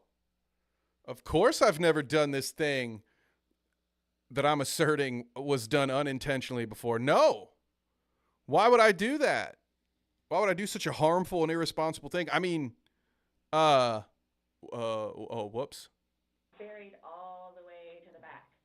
I know the CSI people saw our closet. Our closet needs to be cleaned out really bad. My son's clothes need to be cleaned out really bad because they don't fit him anymore, and I'm tired of looking at them. Oh, So yeah. he took it It's upon his fault. himself. Stupid kid outgrowing all his clothes. God damn, I'm sick of looking at it. And what am I going to do? Take it to Goodwill? I got wine to drink, sir or madam. Thank you.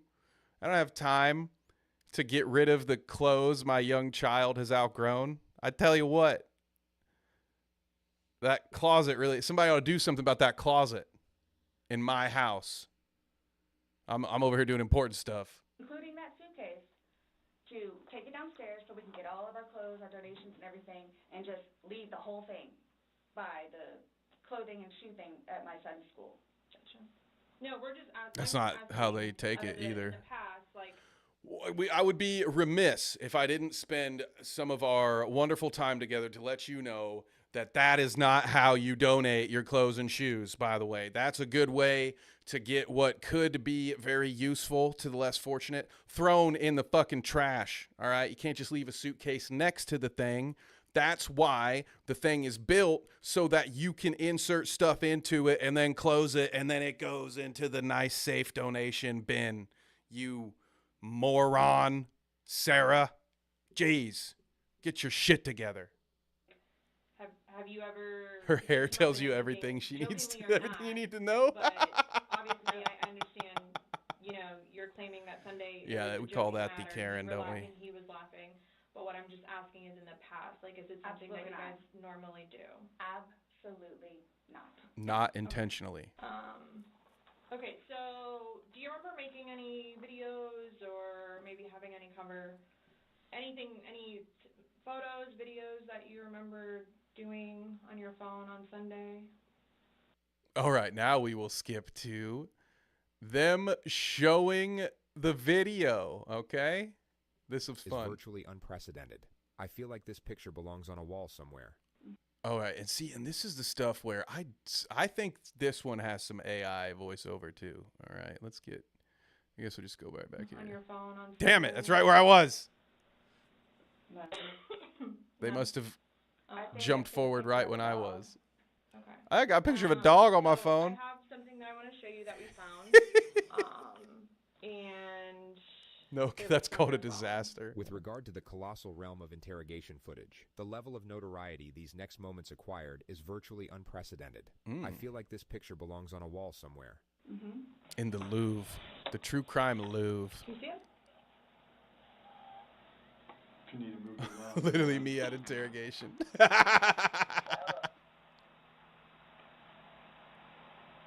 Officer, look at this dog. No, I don't remember that. For everything you've done to me. For everything you've done to me. Your battery's about to die. I love that, dude. Your battery's about to die.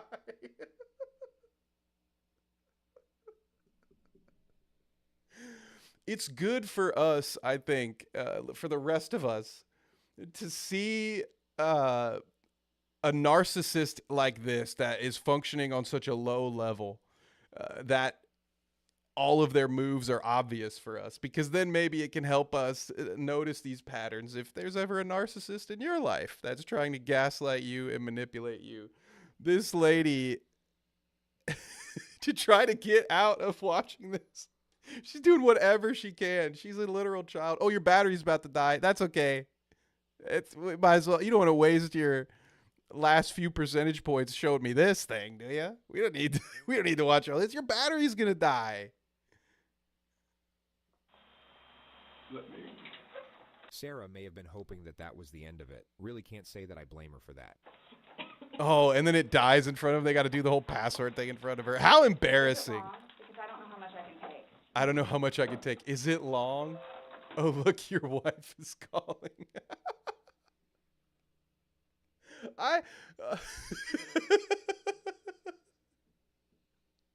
Did you guys hear about that crime? There was like a crime. It's like she's just doing like, oh, look over there. I expect she'd be like, you guys smell that? Something on fire? And then just like try to make a comedic break for the door. She'll do anything. I don't know how much I can take. She can't. I don't know how much of this I can take. I don't know how to find it, dude. This is the part where they get the IT guy to come in. And he's like, did you add it to Dropbox? And they're both like, I swear, Brett, I swear. We added it to the Dropbox. And then they wait for an hour and IT finally shows up and he's like, and he clicks it twice. I thought you said you added it to Dropbox. You know who the real villain is here? The Zodiac Killer.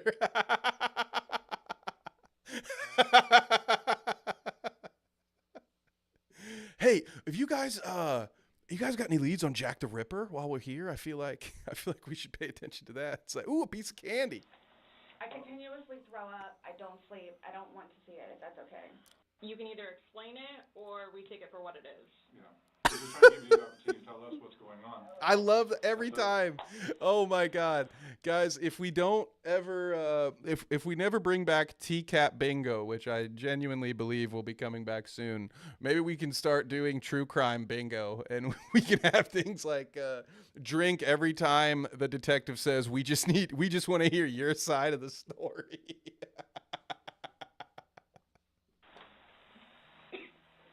It's that long. God damn. It's so long. Bring back TCAT bingo. I am. We're doing it. If I have to do it solo, I will. On this channel now. Now we have a place for it. I don't want to watch it, please. Now, Poland Spring and V-Dub I don't know about. I will try. Okay, I talked all over this thing, so I'll stop for a second. I don't want to see it, if that's okay. You can either explain it or we take it for what it is. Yeah. We're just trying to give you the opportunity to tell us what's going on. That's it. It's that long?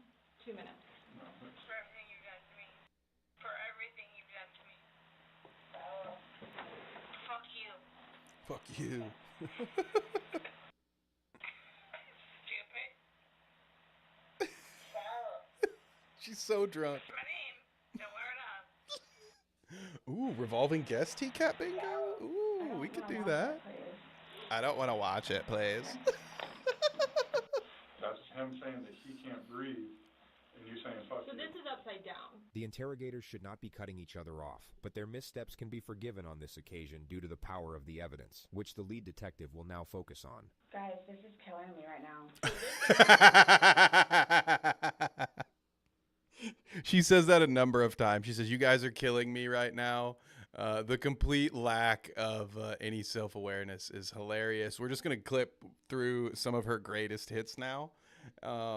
This is going to be a little bit fun. Police are doing here, but still has no idea of the ramifications. Her energy resembles that of someone who feels the police are about to start rumors about her. Right.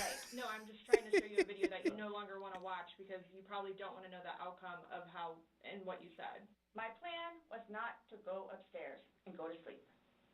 Great plan. This is what happens when a detective has clearly had enough of your bullshit. She cannot even stay the course at this point. She can't play her role, which, as we've seen from other ones and as we see in virtually all of these things, you're supposed to be as warm to the suspect as possible to make them want to share things with you. Being so antagonistic, although I cannot blame her for it. I think we all would have been yelling at this lady at this point. It's just hilarious to watch her just completely break protocol and just tell Sarah how she really feels about her. My plan was not to, he'll be up here any minute. But you willingly went upstairs and went to sleep. No one forced you to go upstairs and get My ready plan for wasn't bed. also to leave him in the suitcase.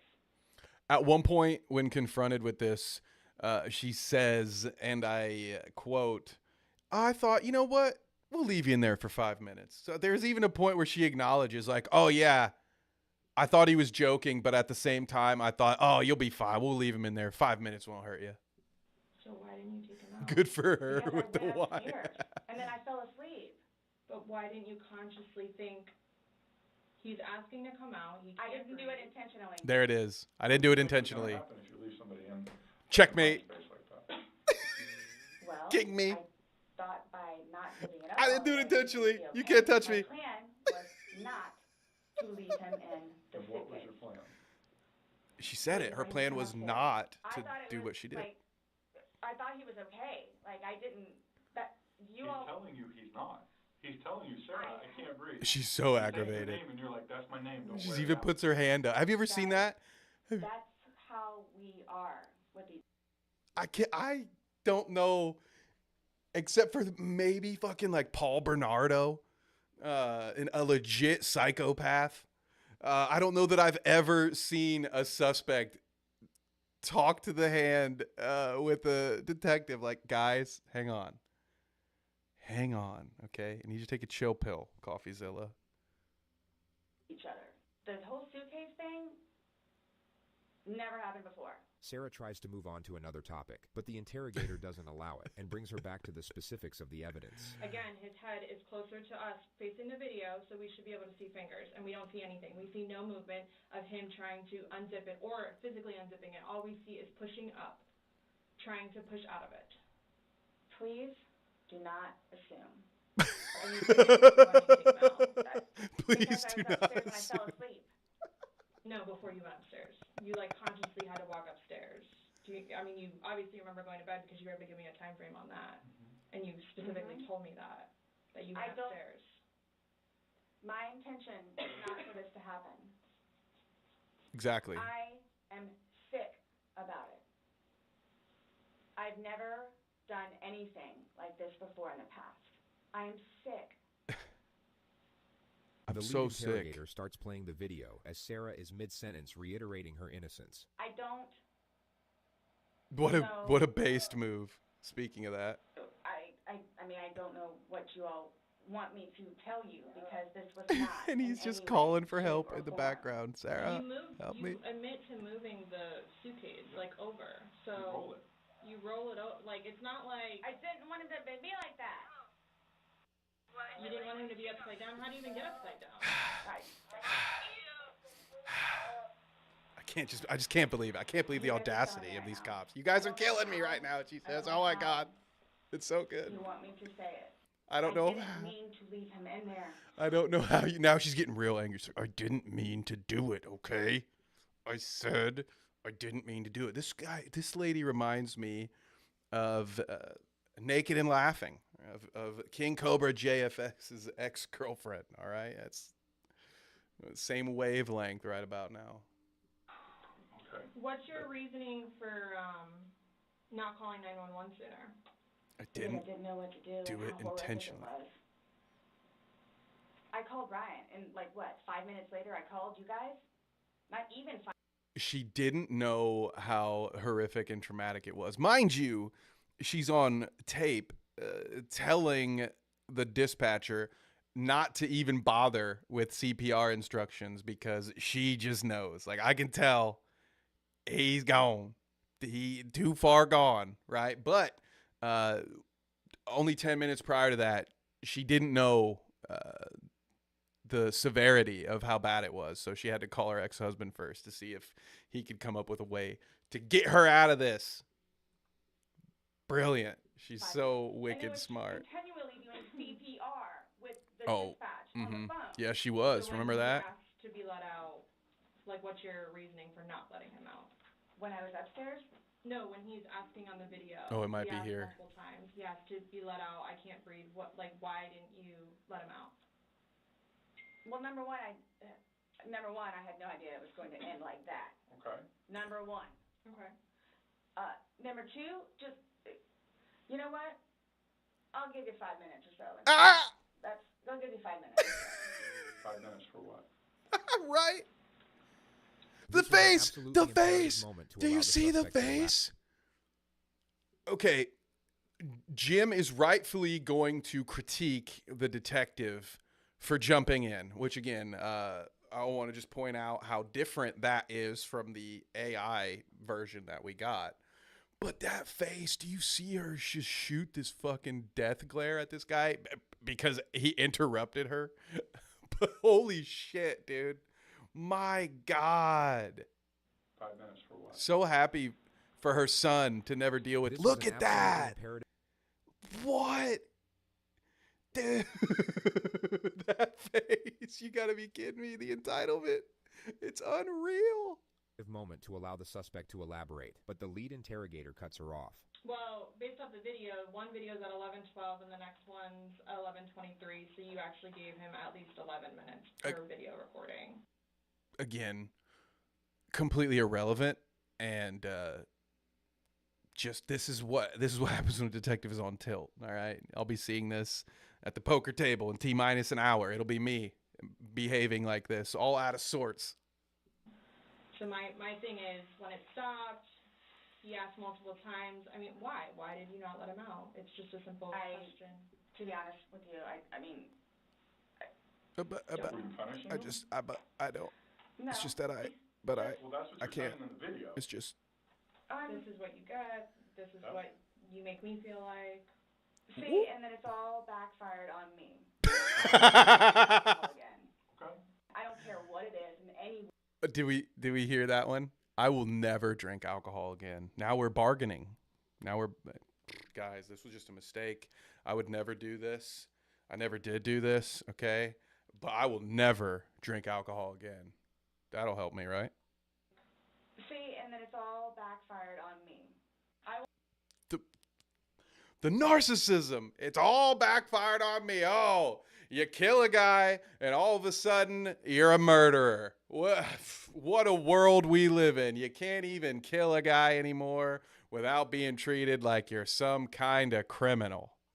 I will never drink alcohol again. Okay. I don't care what That's it a is start. in any way, shape, or form. I won't even drink the toilet wine in the clink. He's begging for his life, telling you he can't breathe. Let me out, and you say fuck you. Why don't you just let him out? What? I honestly thought he was quoting his favorite song. You know, the one that's like, and I can't breathe until you're resting here with me. We were doing karaoke. We like to play hide and sing. Okay. Did I say hide and seek? You misheard me. I would never intentionally say hide and seek when I meant hide and sing. Okay. He was just singing his favorite Linkin Park tracks. I think there's one in there about not being able to breathe too. Not the toilet wine. What are you trying to prove to him? There was obviously something in your head that you were thinking of when he was asking to be let out, and you're like, no, Again, it's the boy calling wolf. And it's Is not it? fair. It is not fair. It's not You guys fair. You're holding me are trying accountable. to, again. Oh, he's in there. Night, night. he's begging for his life, telling you he can't breathe. I don't know what you want me to tell you. Like, I don't. Checkmate. I didn't And that face, too. intentionally mean for this to happen. See? But my question is, why didn't you just let him out prior to And that's your going get out of out? jail free card. I didn't do it on He's purpose. begging to be let out. So you He's got not nothing, laughing. coppers. He's not having fun. So are you guys, so what Sarah is it Capone. you're trying to, like, We're just trying to figure out why. why? Why? Why? What was the motivation for leaving him in the bag? Why he was left in the bag? Why the video? I didn't have any motivation. It was me, he and I having a great day. So fooling great. around and being stupid. You know, it's a good analogy for the day, excluding the fact that he's got a bump on the back of his head, a bump on the front of his head, and his lip is busted, and he has a bump on his eye. We were actually playing hide and go sleep, motherfucker. Tell you. Like, What? this is not fair. It's that you not all are fair to assuming me. That's from me. Where else did it come If from? you were, say it's opposite, you were in the suitcase and you're asking to be let out, should they not let you out? Eventually. Eventually. I let him out eventually. I don't know what the big deal is. I'm blaming it on the wine. Blaming it on the wine. After talking to you, everything was... Blame it on the alcohol. So now that's where we're at. This was the wine, okay? If I hadn't had half a bottle of wine, okay? It wasn't the best wine. I was up all night with Spanish Reds and Colombian Whites with my good buddy Robert California. It's not my fault. I'm blaming the wine, okay? Laughing and fun. I've had a really rough day, guys. Come on. You guys... Fun. He's begging for his life. And you She's are doing in a very angry voice telling him to fuck off. No. It's No. not fair that you guys keep trying to say that that's what I did. You big bullies. If he could push it open, why wouldn't he have gotten out himself? Why would he beg you to open it? I tell you he can't breathe. Okay. That was the old Sarah. And you know what? Old Sarah hurt a lot of people, including me. But I've grown and I've changed. And I can't continue to accept the repercussions of old Sarah's actions, okay? If you're wondering where that came from, that's a deleted scene from The Office, all right? That's BJ Novak. That's Ryan from The Office, another incredibly delusional character. They're going to do it. They don't Oof. need assistance. You two didn't lay hands on each other. No. No. No, we didn't. I don't have anything. You're right. You're telling us that we're assuming stuff, but what we're simply doing is telling you what we saw in the video and repeating what you told us. I understand. Because I don't remember that. Because I don't remember that. There's a part, and I hope we can find it. We're gonna go through most of the rest of this just for fun. We're here now. The other ones will probably hop around a little bit more. There's a point where she says to these detectives, you know, I think that just knowing what I did and having to live with the weight of that responsibility, I mean, that's probably punishment enough. It's like, dude, are you fucking kidding me, dude? It sounds like me when I tried to find a way to convince my mom that it wasn't me who ate all 8 of the drumsticks that were in the freezer, all right? I had to say, well, no, there was actually, Mom, wouldn't you know it? We were robbed. Doesn't mean it didn't happen. They had a because sweet you don't tooth. remember it. Sarah now gets freaked out by the male detective. She thinks he's texting someone about this her, is funny. which creates an absurd yet hilarious moment. Again, narcissist all day. So is the texting thing something about me? Like what's the what? Texting? In their face. No, Is the texting about me? you realize you're the person that killed him, right? I thought about that. Okay, you left him in a bag. I've thought about that, and I've chosen not to accept that responsibility. You said, fuck you. Anyone would have done the same. Exactly. Thank you, Harles. You got up I and you went up to bed. I need you guys to understand that I did not intentionally eat 8 ice cream cones in one day, okay? I did not mean for it to happen. It was not intentional. I was just having a good day. I was playing hide and seek with my friends. I think I did a puzzle that day, and I did not intentionally eat all of the ice cream. You have to, and I'm leaving it at that, okay? That's where I'd like to leave it. I'm blaming it on the sugar rush, and I'd like to leave it there, please. When do I get my phone back? Please sit down.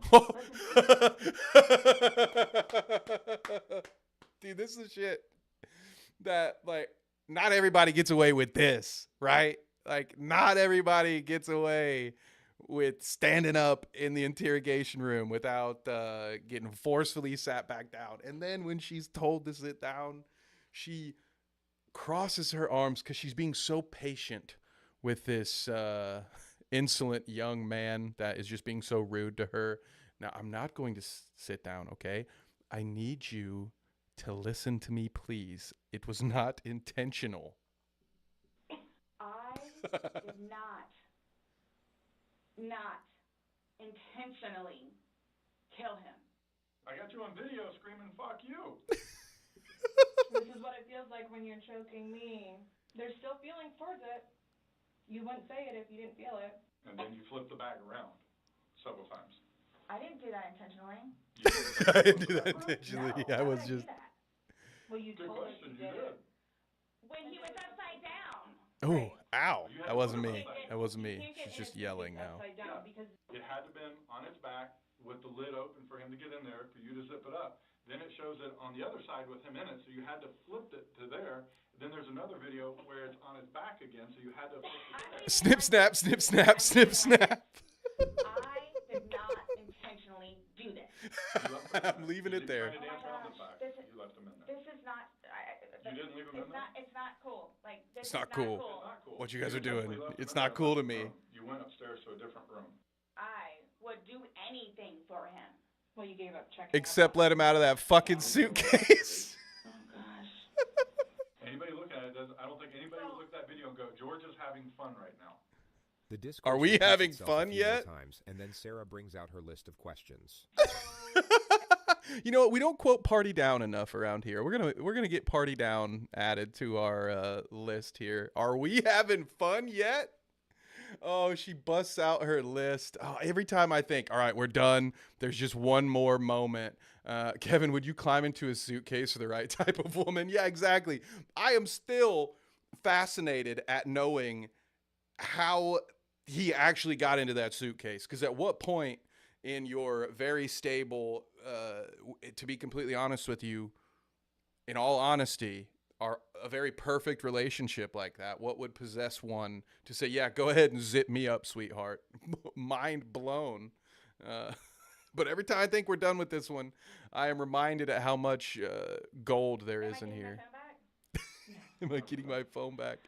You know that phone where you guys had the video evidence of me telling my suffocating husband to fuck himself? When do I get that back? What about Lucas's laptop? Not today. Not today. How do I go about getting his wedding ring, engagement ring? Engagement ring. They didn't tie the knot. Office. It'll come to us eventually, and then it'll be released to the suitcase is probably a nice break. I bought it for him. It probably was. Probably like, dude, fuck it, just zip me in there. Anything for a little peace and quiet. It goes to them. They're the ones that are gonna release it. We don't have any say in that. So I won't get that back. You ain't gonna get much back, lady. What's next? They're gonna come and swab your fingers. No, I'm talking about like in the long run. Like, what do I need to like? Do I need to be doing something or like? Wait for it. Tell you like what to do. Oh, and again, gang, with these particular subjects, I will not lose a moment of sleep for them being tricked into giving away their heinous activities. But again, I would be remiss if I didn't point out that even though these detectives were at no point even pretending to try to be helpful to Sarah, even the super helpful detective that just wants to hear your side of the story, bud, that's it. It's just you and me talking. That's all. I mean, if we don't show that remorse, if the judge doesn't know that you're at least a good guy, that you're just an honest guy who got in a little over his head, bud, that guy is going to tell you he didn't know what the fuck to do for you either. The second he gets that confession out of you, he's going to be like, I don't know what to tell you. I can't offer you that kind of advice. I mean, shit, what do you think I have your best interest at heart? What is wrong with you, buddy? So yeah, as soon as they get what they need, you will find they no longer care about both sides of that story. Isn't that just something? Like, I don't understand. Like, I don't know if you guys are just gonna like. I'm not admitting anything about being intentional, and I. Like, right, you guys can't. I have immunity. You know everything that we know. I declared unintentional. It's a lot like bankruptcy. A lot of people don't know this. Michael Scott actually was right. You can just. The problem is it has to be in public, and a lot of times a privately owned business is not deemed public property. So if Michael Scott had just gone out into the parking lot and shouted, I declare bankruptcy, that actually would hold up in court. Now might be a good time for me to mention, don't ever take legal advice from me. But Sarah, much like our beloved Mr. Scott, has invoked her declaration of non-intention, which these poor, unfortunate, and lowly educated detectives apparently just don't know about that. It's kind of like no take backsies, you know. Once you have said, I'm not admitting to any of this, it doesn't matter that there is physical evidence of you doing it. That is just, you know, irrelevant. It doesn't matter that you gave them your phone already and they already have it and you can't get it back because I'm not admitting to shit. So checkmate, copper. It's written into the Constitution.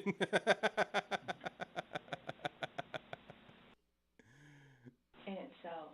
Right here. I love this. With getting him out and doing what I did is punishment enough.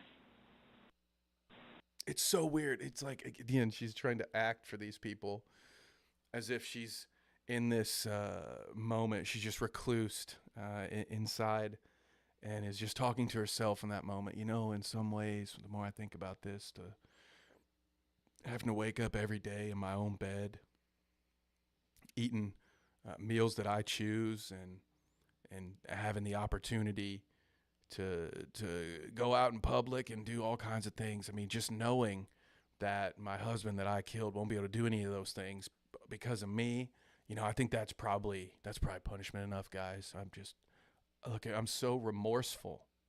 I'm sorry. Nonetheless, I have to live without him now. Oh, I have to live without George. His daughters too. Wait for it. Okay.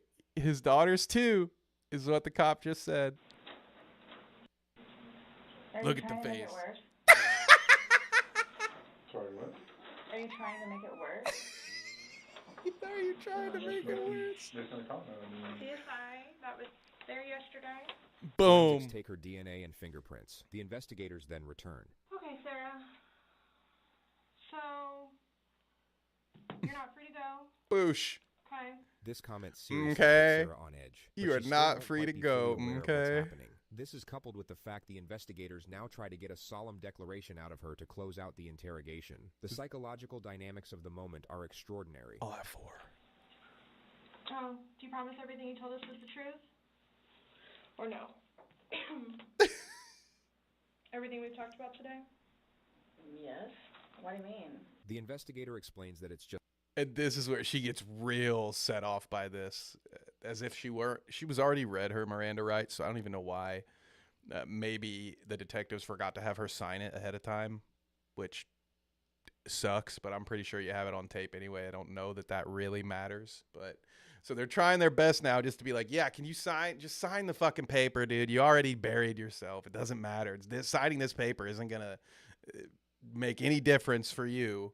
But she is, all of a sudden, her radar is up. Like, oh, God, am I going to get blamed for this? Like, lady, have you not been paying attention? just protocol. Do you promise and swear that everything we've talked about today has been true and accurate to the best of your knowledge?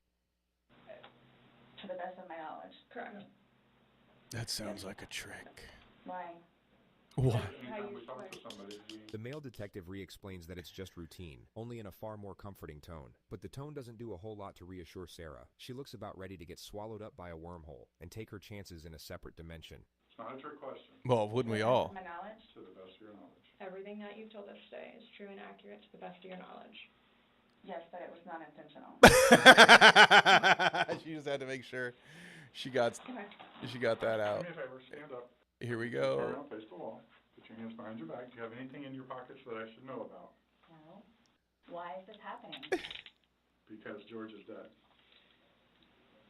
Not intentionally. Not intentionally. At one, oh wait, here we go. One more. Was a trick. So this was a trick. You're right. Why is this happening? Because Before y'all said I Her last part, she says, "What made y'all decide to do this?" So we'll skip that one. All right, we got maybe about 20 minutes or so before I got to start tearing things down. So let's go and see a couple more of these examples. We can see some of the good Jim Can't Swim. Okay, this guy is a nut, and so are the interrogators. Professionals evaluate stalking. 4 essential items are taken into consideration. This is the case of Stephen McDaniel. Another one, if you remember from my first stream, I highly suggested True Crime Loser. This would be another series of his worth watching because he is relentless with these interrogators. They are not the smoothest criminals out there.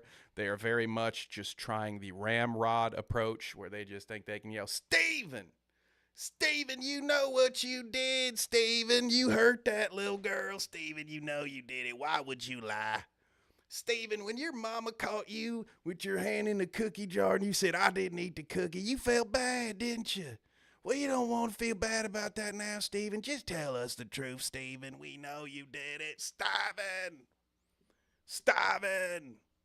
The nature of the relationship between the stalker Hey, and the appreciate stalker's you. Let's go. I motivations, forgot we were the talking about AI. psychological, That's right. psychopathological, and social realities of the stalker, and the psychological and social vulnerabilities of the victim.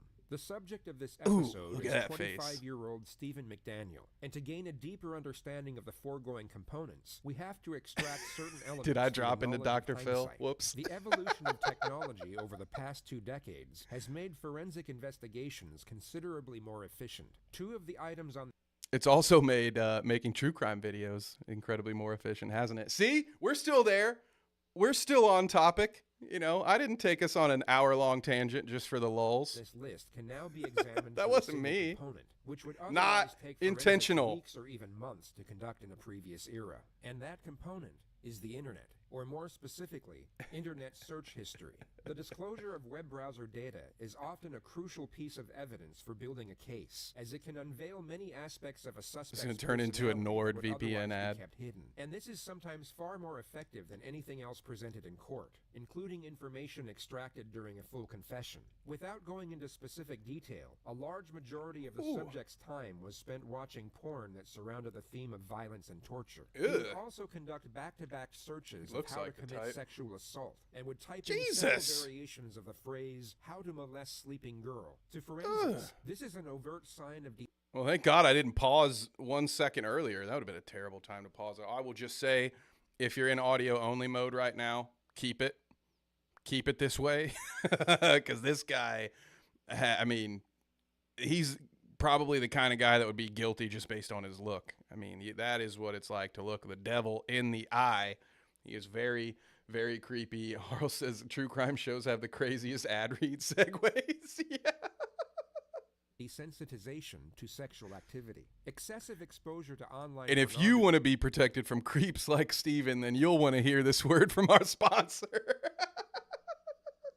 can have this effect over time. It can build up a tolerance to the traditional idea of sex. Therefore, the subject may continue a more potent form of stimuli to get the same rush. For Stephen McDaniel, this began with watching abstract material on the internet and eventually led him to planning and then carrying out what he saw on screen. His target was 24-year-old Lauren Giddings, his next-door neighbor of 3 years. And this takes us to item 4 of the forensic checklist. With respect to social vulnerabilities, the victim essentially had none. Lauren was outgoing and extremely popular. She was a well-liked member of her community and had a strong social support system. With relation to psychological vulnerabilities, the term perceptual naivety would potentially come to light during a forensic investigation. Stephen had asked her out on a date within 6 months of their acquaintance, which was reportedly only the second time they had ever spoke. Lauren declined, but stated she would like to remain friends, which was only her being courteous and trying to soften the blow of rejection. She would later tell her actual friends that Stephen made her feel extremely uneasy and was uncomfortable to be around. It may have seemed like a non-essential observation at the time, but in hindsight, it appears that her instinctive senses were trying to tell her something. Lauren had told her friends multiple times that she felt someone had been inside her apartment, and she also started getting an eerie vibe when she came back alone, especially late at night. It was as though she could sense something wasn't right, and she even thought about moving multiple times. Oh, you should have done it. Unfortunately, never went through with it. The reality was that Stephen McDaniel had... See, who looks at this guy and thinks, I don't know, he gives me the creeps. But no, the tragedy of this one is I think she was like a week away from moving out. Like she was about to move out. And if anything, it's probably the mere fact that she was moving out that led him to take things to another level as far, you know, sort of, it was at least another factor in getting him to take his creepiness to the next level, because he went from breaking into her apartment when she wasn't there to literally breaking in while she was sleeping. This fucking creep, this degenerate, hair doesn't match guy. They don't belong to each other at all. That's what I'm saying. Like you know, this guy gets a full head of hair. Come on, man. It's not fair. Key from a security guard and let himself into her apartment and looked around on several occasions. He also started filming. Guy's a law student, by the way. So, you know what they say. You know what Reba McEntire said about trusting your soul to no backwoods Southern lawyer, all right? This is exactly the kind of dirtbag that she was probably talking about. Filming her when she would leave and return to her apartment during all hours of the day. Had Lauren been in this situation before, or even knew anyone that had, she may have trusted her intuition to save herself from a tragic fate. Yeah, he didn't have full hair. Word. Trust. She had no proof of the danger she was in, only conviction, which unfortunately wasn't strong enough when it was most needed. That's a bad way to put that. Are you victim blaming now, Jim? Yeah, this is some weird shit right here. 6 hours before, and then 5 hours. Stephen McDaniel snuck into Lauren's apartment once more, only this time she was sleeping inside. As he crept into her bedroom, she... Okay, so I will skip the details, as you can imagine. So what happens, allegedly, is that she wakes up sensing someone in her apartment, and then he takes her life and disposes of the body in her apartment. The reason I mention that is because it's part of what these investigators do is something that detectives will do when they don't have all the evidence laid out in front of them. They will lie, and they tell Steven some lies that he, being the perpetrator of this crime, would absolutely know. Like, they talk about finding DNA evidence in his apartment, which he would immediately know is bullshit because, as I just mentioned, he didn't do any of that stuff in his apartment. He did all of it in her apartment. But if you do know about this one, the interview that made this guy infamous is about to be the next segment. Including her cell phone, driver's license, and passport. A missing persons report was filed that night. A search party commenced the next morning, and police would discover the victim's torso at 9:40 a.m. It was placed in a trash can next to the apartment complex. The rest of the victim's remains were never recovered. The investigation was then switched from a missing person to murder. Police canvassed the surrounding area and began conducting interviews with neighbors and classmates, one of whom was Stephen McDaniel. But he was first interviewed by the local news, and at the time was unaware that part of the victim's remains had been discovered. We're just trying to find out. This is so huge, and I'll mention it in case we skip over it. The main reason this case was solved was because of the media, all the different publicity and attention that have been drawn to the missing persons case with the police, with the extra media there. The trash truck could not get to the apartment complex. It was trash day, apparently. And so the crowd of people being drawn to the area is actually what allowed police to find the partial remains in one of the dumpsters, because they had not gotten them all cleaned out yet. So lucky for all of us. Otherwise, this maniac might still be roaming the streets, might even be a lawyer. I mean, no one has seen her since Saturday. I mean, the last time anyone heard from her was an email that she sent out, and no one's heard from her since. What kind of person was she? I mean, how did she... This haircut, does this fit it a little bit more? I mean, these have some Manson vibes, I think. This feels a little unhinged. What did you see? I mean, she's as nice as can be. I mean, very personable, very much a people person. Do you know anybody any enemies she might have had? Somebody that might want to hurt her? No, besides me, no, I don't think so. What about Fucking in sicko. the parking lot area? I know they've been doing. Here it is. I think that's where they had recovered the body or whatever they recovered from there. Body. And in that moment, he knew he had fucked up. We are watching the blood drain from his face. Look at that. You can hear it. Hello, darkness, my old friend. You heard it. Had you seen anything there? Bum bum. Had you seen anything there? Still bad. Yeah, it's not great. They took out a body there earlier. We don't know if it's the same person or not. That's how we're trying to ask people if they know who lived there. Are you okay, sir? I think I need to sit down. Oopsie. In a Billabong shirt. Should have known, dude.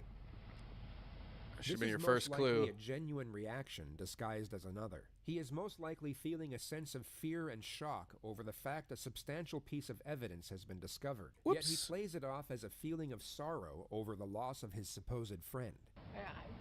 I don't know anyone that would want to hurt her.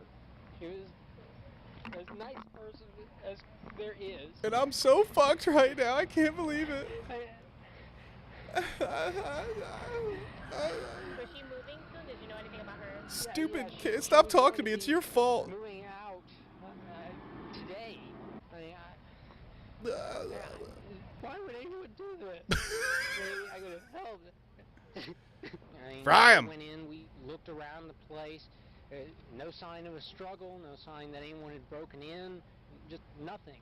He was interviewed by police at 11:50 a.m. and offered to help in any way he Talk could, to me, yet I'm came angry. across as fidgety and apprehensive the entire time. There were two high... Oh, highlighted moments of the interview. The first was when Stephen asserted that he was a virgin, saving himself for marriage. The second was when the detective discovered scratch marks on his face and stomach, which he asserted were done by himself in his sleep. He at that point unknowingly became the prime suspect and was asked if police could search his apartment.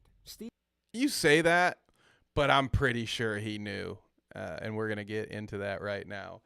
He definitely knew he was a suspect, and we're going to see that in his behavior. Yeah, but who doesn't scratch themselves in a bit of night terror? I know I do. Whenever I see that sleep paralysis demon, I'm just like, I can't really move much, but what little movement I can do is usually reserved for trying to peel my very skin from my body. But that's what happens when you watch too many horror movies before bed.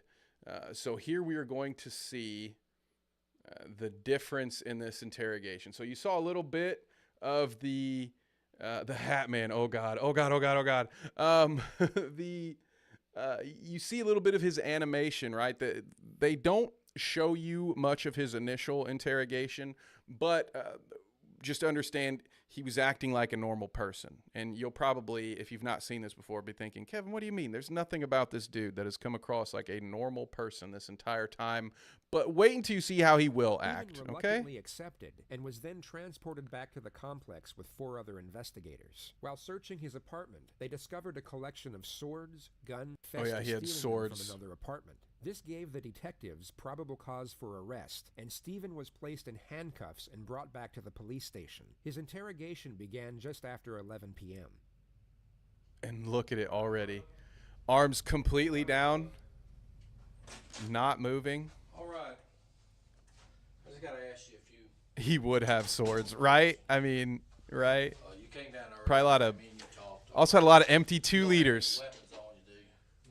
What's about that? What's up with that? You got a guy living alone, has his own bathroom, yet still has a bunch of empty 2 liters. This guy was a streamer, I think. I think he was out here peeing in bottles or something.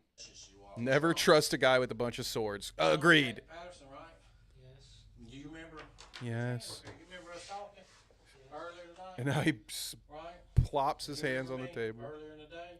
Yes. When we came down here and talked a little bit and then we left? Yes. Okay. The monotone dialogue and lifeless demeanor you see here reportedly started on the drive back to the police station, and the suspect's conduct throughout the entire procedure is not only mystifying, but almost impressive. This is one of the most extraordinary pieces of interrogation footage to ever reach the public domain. I need to know about this girl right here. You know her? You know her, Steven? Who is that? Come on, Steven. Does she live next door to you? Yes. Okay, Headbug, I'm glad you clarified. I was like, wait, what? 2 or 3 weeks ago.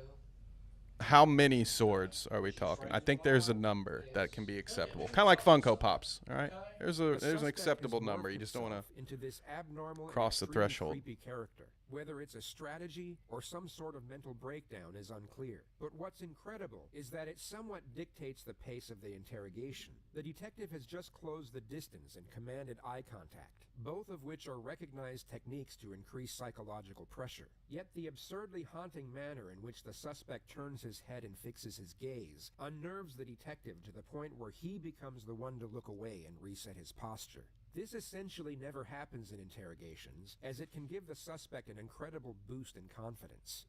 Look at me when you talk to me, son, okay? Look at me when I'm talking to me, son. That's fine, Headbug. I think you're in the clear. Plus, you're getting a bow. I think that's good. Now, to save us a little bit of our precious time, we're going to do 2 times speed on this and just watch Steven for a minute and his lack of movement, his complete lack of movement. Yes. Close friends? I mean, y'all were friends, right? Both of y'all were law students. You're studying to be an attorney, right? Yes. What kind of law do you want to go into? Criminal law? Yes. Is that what you want to do for a living? Yes. Okay. The detective steps back from his initially aggressive strategy. He asks trivial questions for 35 seconds before attempting to ramp up the pressure in a more subtle manner. And you live next to Lauren for a long time? Yes. Okay. Do you know where she's at tonight? No. No. Have you ever seen her with that dress on? No. You have no idea where she's at? No. This guy. Yes. He's got his foot in his lap. Look, just tell me what happened, brother. I don't know. Well, where's she at? I'm asking you for your help. I'm a detective, and I'm asking you for your help. Hi. Help. I don't know. What do you mean you don't know? You can't help a friend out? Listen, man, speaking of helping a friend out, you're asking for help. Let me tell you something, man. I would tell this detective it's time to come home, but there's no home for him where I am, but you need to shave. That horseshoe ain't helping you out, brother. I don't know what you need. I need to know where Lauren's at. Foolish Normie, he's powering up his ultimate defense. Yeah, he's saving up for that spirit bomb.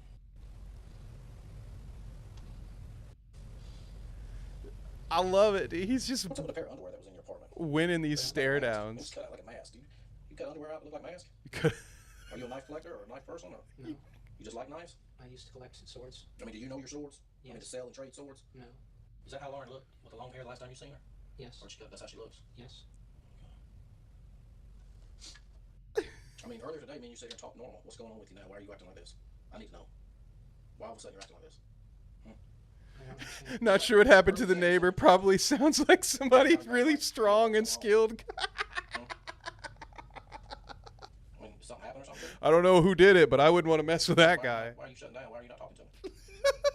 You don't know? I don't know. I don't know what I don't know, Paul. Leave me alone. Scared, are you? Stephen's demeanor doesn't waver for the first 20 minutes, so the detective eventually takes a more distinctly aggressive approach. He attacks the subject's character. And here's what we were talking about. Into defending his dignity. You got your ass on that fucking news and stood out there and gave a media report that her mother saw about her missing daughter. And you want me to sit there and tell them that you don't know? Is that what you want me to tell them? Because you're all over the news. You sure stood out there and ran your mouth to the news media. Oh, to that news media. And you don't fucking know. You know. You fucking know. You're just a sorry piece of shit that don't give a fuck.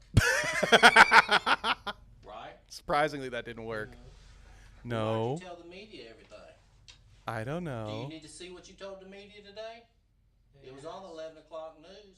Well, I'm asking you. Well, I'm asking you now. Tell me, son. I'm the law. Detective enters the room with a similar strategy of immediate aggression. Rapport development seems to have been collectively thrown by the wayside. That ain't how we do it in these parts, brother. Did you talk to him about his guns? Yeah. That was see Jim, you got it all wrong. The detective, it's not that he didn't bother with rapport building. He sat down and said, "Hey, buddy, what's going on, buddy? Hey, you talked to him about his guns? If that isn't building rapport in the South, I don't know what is, okay?" Last time you shot those guns? Last time we went shooting, brother. Yeah. Have you ever shot any gun in your whole life? Not once. Never. You ain't never shot no gun, Steven? So you bought 3 guns that you've never shot? Yes. Why? Why? For what? Dude, right? Is this not? For what? I'm asking for what? Why do you want to have them? What makes... It's like a deleted scene from Idiocracy watching these guys. These are professionals, by the way. I know you can't tell from Detective A's laid-back demeanor. He's, I've got better posture during a stream than this fucking guy. He's just like, why don't you tell me, buddy?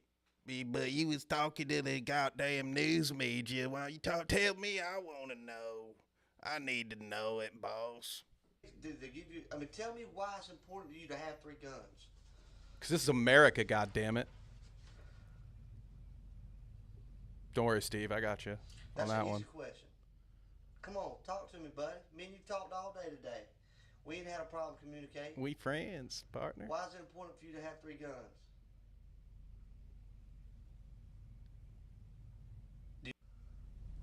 If you had to guess, what was just, 1 time, 2 times, 3 times what?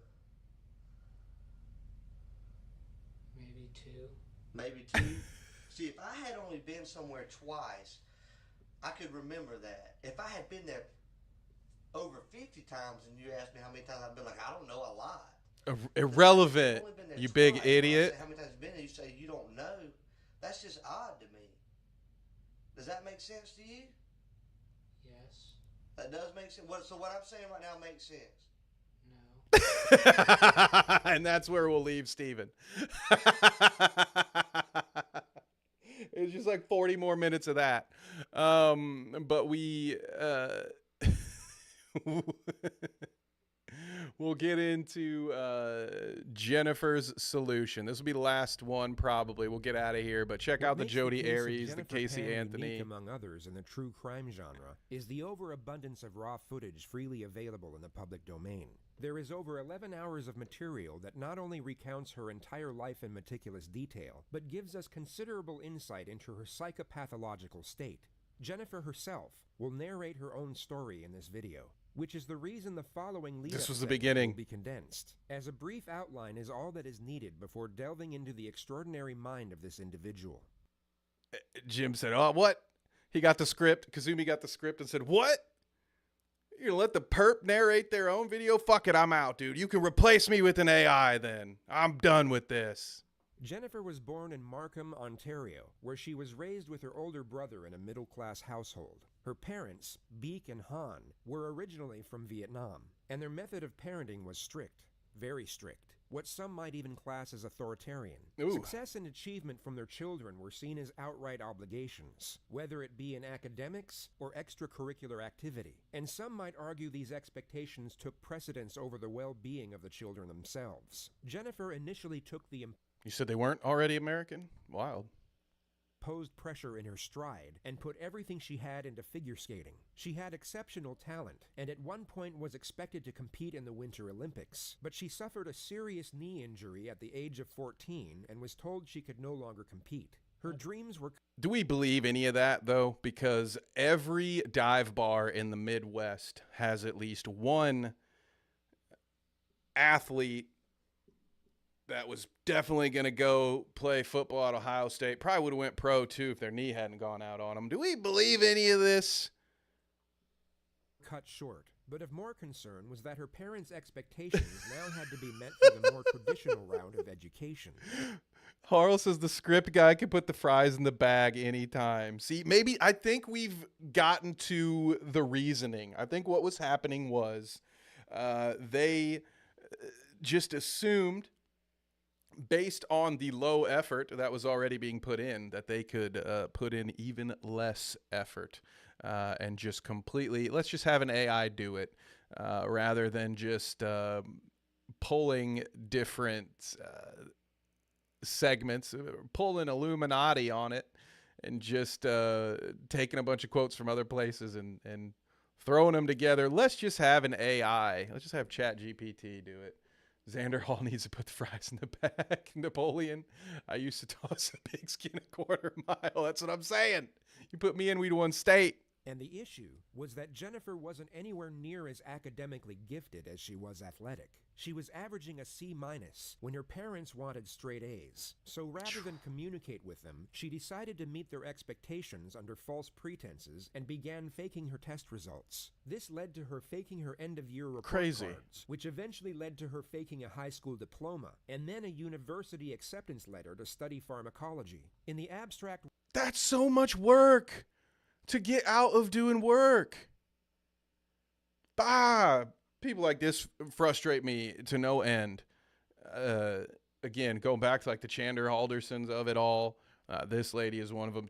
To a lesser extent, I've known in my personal life people who, to my knowledge, are not murderers, but the kind of person that will would rather climb a tree and tell a lie than just stand where they are and tell you the truth. The kind of person that wants so badly to just not have to work for somebody else that they will lie, cheat, steal, and do 10 times more than they need to do just to try to get out of doing work that they don't want to do. It is mind numbing to me. Again, most of us are out here doing shit we don't want to do with at least some of our week. It blows my mind the lengths that some of these people will go to avoid just having to be a responsible adult and play the game a little bit. I can understand wanting to break out of the matrix, bruv. I really can.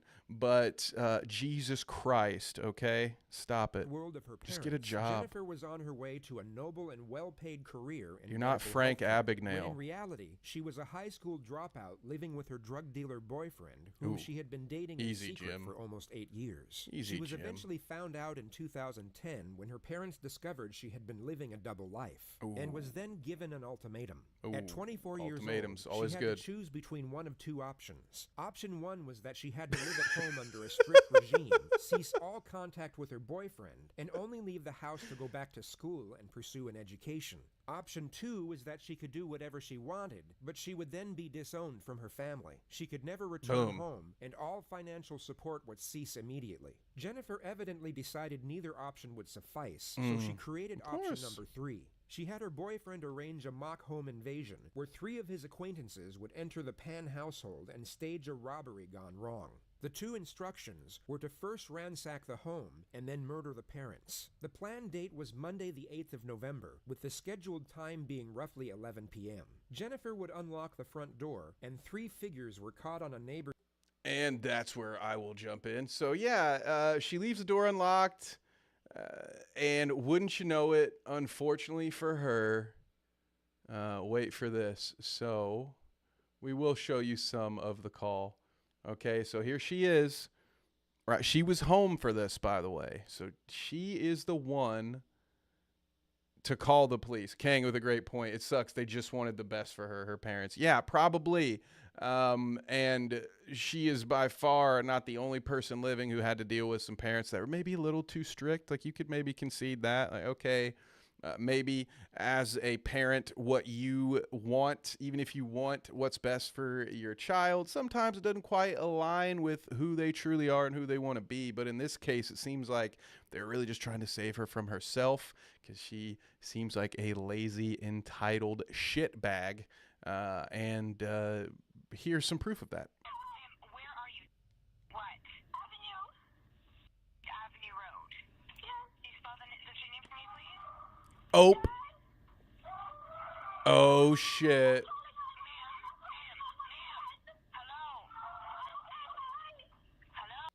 Whoopsie. And wouldn't you know it, they did not finish the job when it comes to dad. So poor old Jennifer is so fucked. So to give you all the speed run of this, feel free to check it out if you want all of the details. Dad eventually wakes up from a coma. He has a very limited memory of what happens, but based on his conversations with the police, the dad does suspect Jennifer's boyfriend Daniel, and therefore the police are on to him. They get he works with them, I believe. I think at one point he talks to his daughter while he is being recorded. I love that. Harl says Avenue Road, it's right next to the cafe restaurant. Yeah, she didn't even know her. Like, this how entitled and underdeveloped she was as a human. She didn't even know her own address. Right? She thinks, I think, that every street name ends in road. So she's saying something Avenue Road. Good God. Good God in heaven. So what happens, we get her in the interrogation room, and she tells this whole story. We will get to maybe a little bit of this right here. She has to go through the whole story about, hey, if your hands were tied up and all this, how'd you get to your phone, by the way? So they have her walk this whole thing out. And at a certain point, she gets to but what happens to me? And she does the whole, I want to admit, but I can't admit. As you see, there are actually 2 different interrogation videos that get broken down in this one. But kids do be on the phones, though. Yeah, she was somehow able to get on her phone.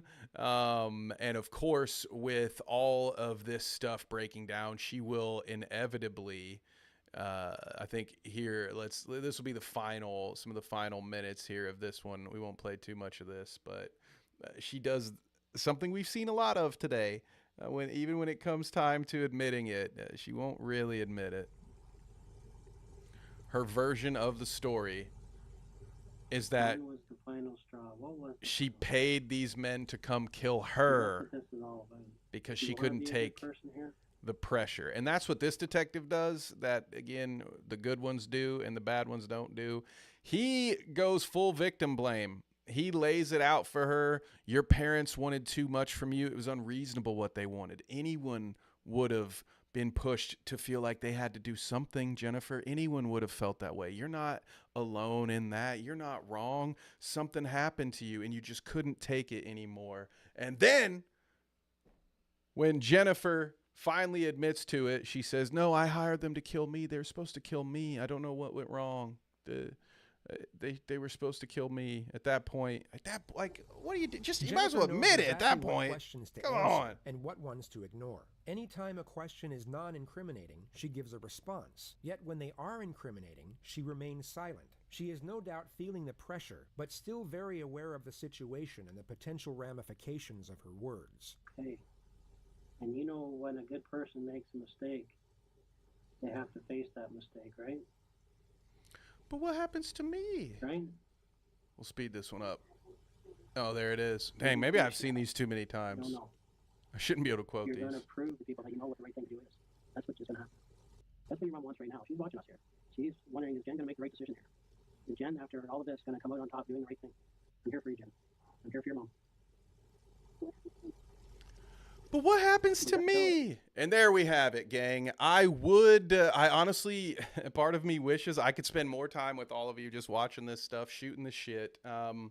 But as we get to it, we will show you the intro for one last one. I really do got to get out of here. I've got my first confirmation that someone is headed to me, so I better tear this shit down before somebody gets here. But here's just... If anybody gets in my face, obviously you can't hit them, right? Or you're off the show. Here's just one more example of the I don't know, man. If anybody gets in my face. effort that was previously put into this channel as compared to what we've seen now. So we'll let this play. Thank you, everyone, Obviously you can't for hit 'em, hanging right? out. Or you're off the show. You'll use your best judgment. Oh, okay. There are consequences for everything. Okay. And you'll use your best judgment. All right. What if it's self-defense? Use your best judgment. Knock them out. Yeah. Third round. Yeah. Knee. You're insane. See, he's insane. This one is. Knock. You know. Where was it? Where was it? San Manuel, Mike Robles, Mexican guy. He thinks he's all the shit, but you know, I put him in his place. This morning, I already went to the gym. We'll skip. They do like 2 minutes of these. Probably not. Yeah. I mean, we'll see. I mean, what are they going to take me down? Yeah, I mean, that's okay. That's what they're gonna do. That's okay. They're gonna take you down and beat your face in. What's all over your tat? What are all? And this is our boy right here. Anarchy. Game bred. That means I was born. I'm bred to fight. I love game bred. That means I was born. This guy's a complete fucking idiot, by the way. I don't have no fucks given about this shithead.